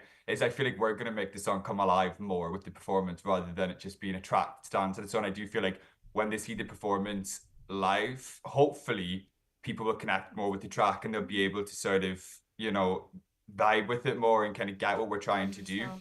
Yeah. All right, that's what brilliant. And that's what we're going to try to do. Yeah, and I think just it's really important too that the public get behind you and vote as well.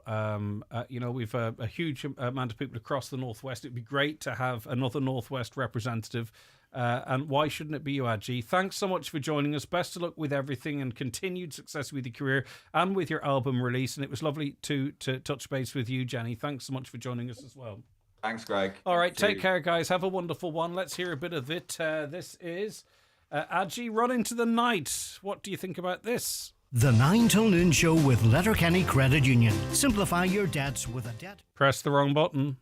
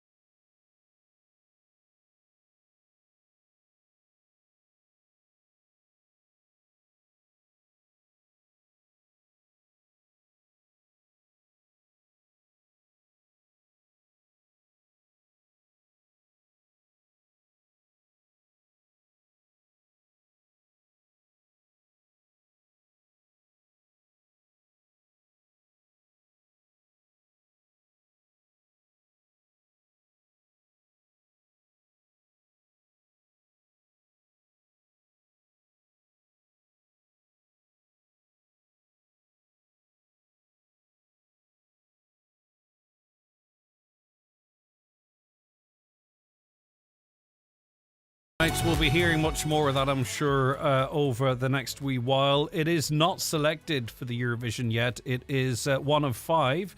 They'll perform, I presume, on the Late Late Show, and then the judges will have their say. There's a couple of other strong tracks nationally in the shout, but good reaction, and I'm not sure if it's a good or a bad thing. But both Fionnuala and it could be the kiss of death. Oh, both Fionnuala and Michael like it. Like yeah, it. okay. Yeah. That could be it. Very good. That could be exactly I it. do like that break, the musical break, the beat, and that the instrumental. It's a beautiful voice. It sounds. I can't imagine where it might come but from. like you said, look, at people should support the Northwest anyways and support their local entry into it. That's what it's about. And you know what? The guy's looking to release an album later this year as well. He's already very popular. He's got 12 million streams and a deal with Universal Musical Group. But it's a platform as well, whether it's to get to the Eurovision, but also to get his work out there. It's not easy to get your stuff out there. We're going to be back for the audience to find you. Yeah, we're going to be back with, Chapel Roan's a perfect example of that. You know, good luck, babe. No, they're quoted in the Dáil during the week. Oh yeah, but she had released all this stuff, and that song that's out now of hers did nothing. In fact, the record company says it would not do anything.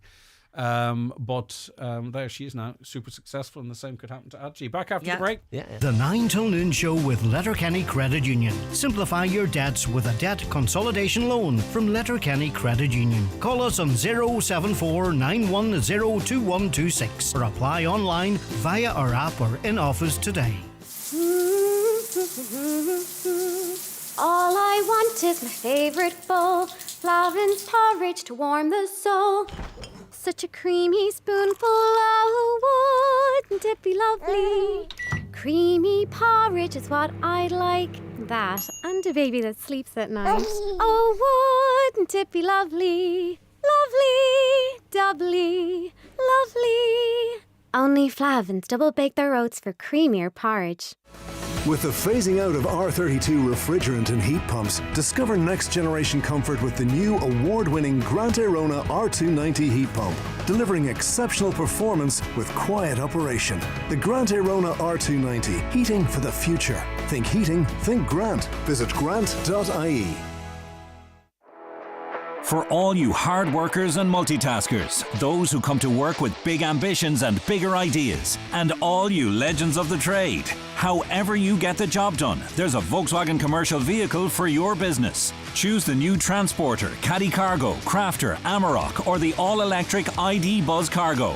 Enjoy HB finance from 0% or purchase contributions of up to €2,000. Find the Volkswagen in you with the 251 range. Terms and conditions apply. Finance provided by way of hire purchase agreement from Volkswagen Financial Services Ireland and subject to lending criteria. Volkswagen Financial Services Ireland Limited is regulated by the Central Bank of Ireland. Visit volkswagenvans.ie for further information. Highland Radio weather updates with McElhenny's. Join us on March 8th for our special occasion preview with the sparkling afternoon tea in Harvey's Point. Tickets go on sale Friday 31st of January at 7pm. Available from mcelhennys.com. So, some change in the week. Today, mostly dry with sunny spells, just isolated showers. It'll turn cloudier across the region towards evening with drizzle and mist moving in to the northwest. Highest temperature 7 to 9 degrees. I'll let you know what's happening tonight. Becoming rather breezy tonight with cloud thickening, which will bring a few spots of rain or drizzle. Lowest temperatures 2 to 6 degrees occurring early in the night, but it will turn milder by Saturday morning. Southerly winds will increase fresh and gusty overnight, and it's St. Bridget's weekend, Fionnuala, so we're off Monday. Obviously, I'm off. The radio station's still very much on, and we have very good. I a know, great thank weekday God. programming, but it's nice. It's nice that we surprise February public holiday. It is, yeah, I no, love it. and thank God at least the weather starts to improve, and this weekend should be kind of dry, so hopefully the people will be able to get out and enjoy it. The last few weekends have been... Power washing. Oh, really? God. All the lads are going to be out power washing. Oh. Which effectively Is means... that fun?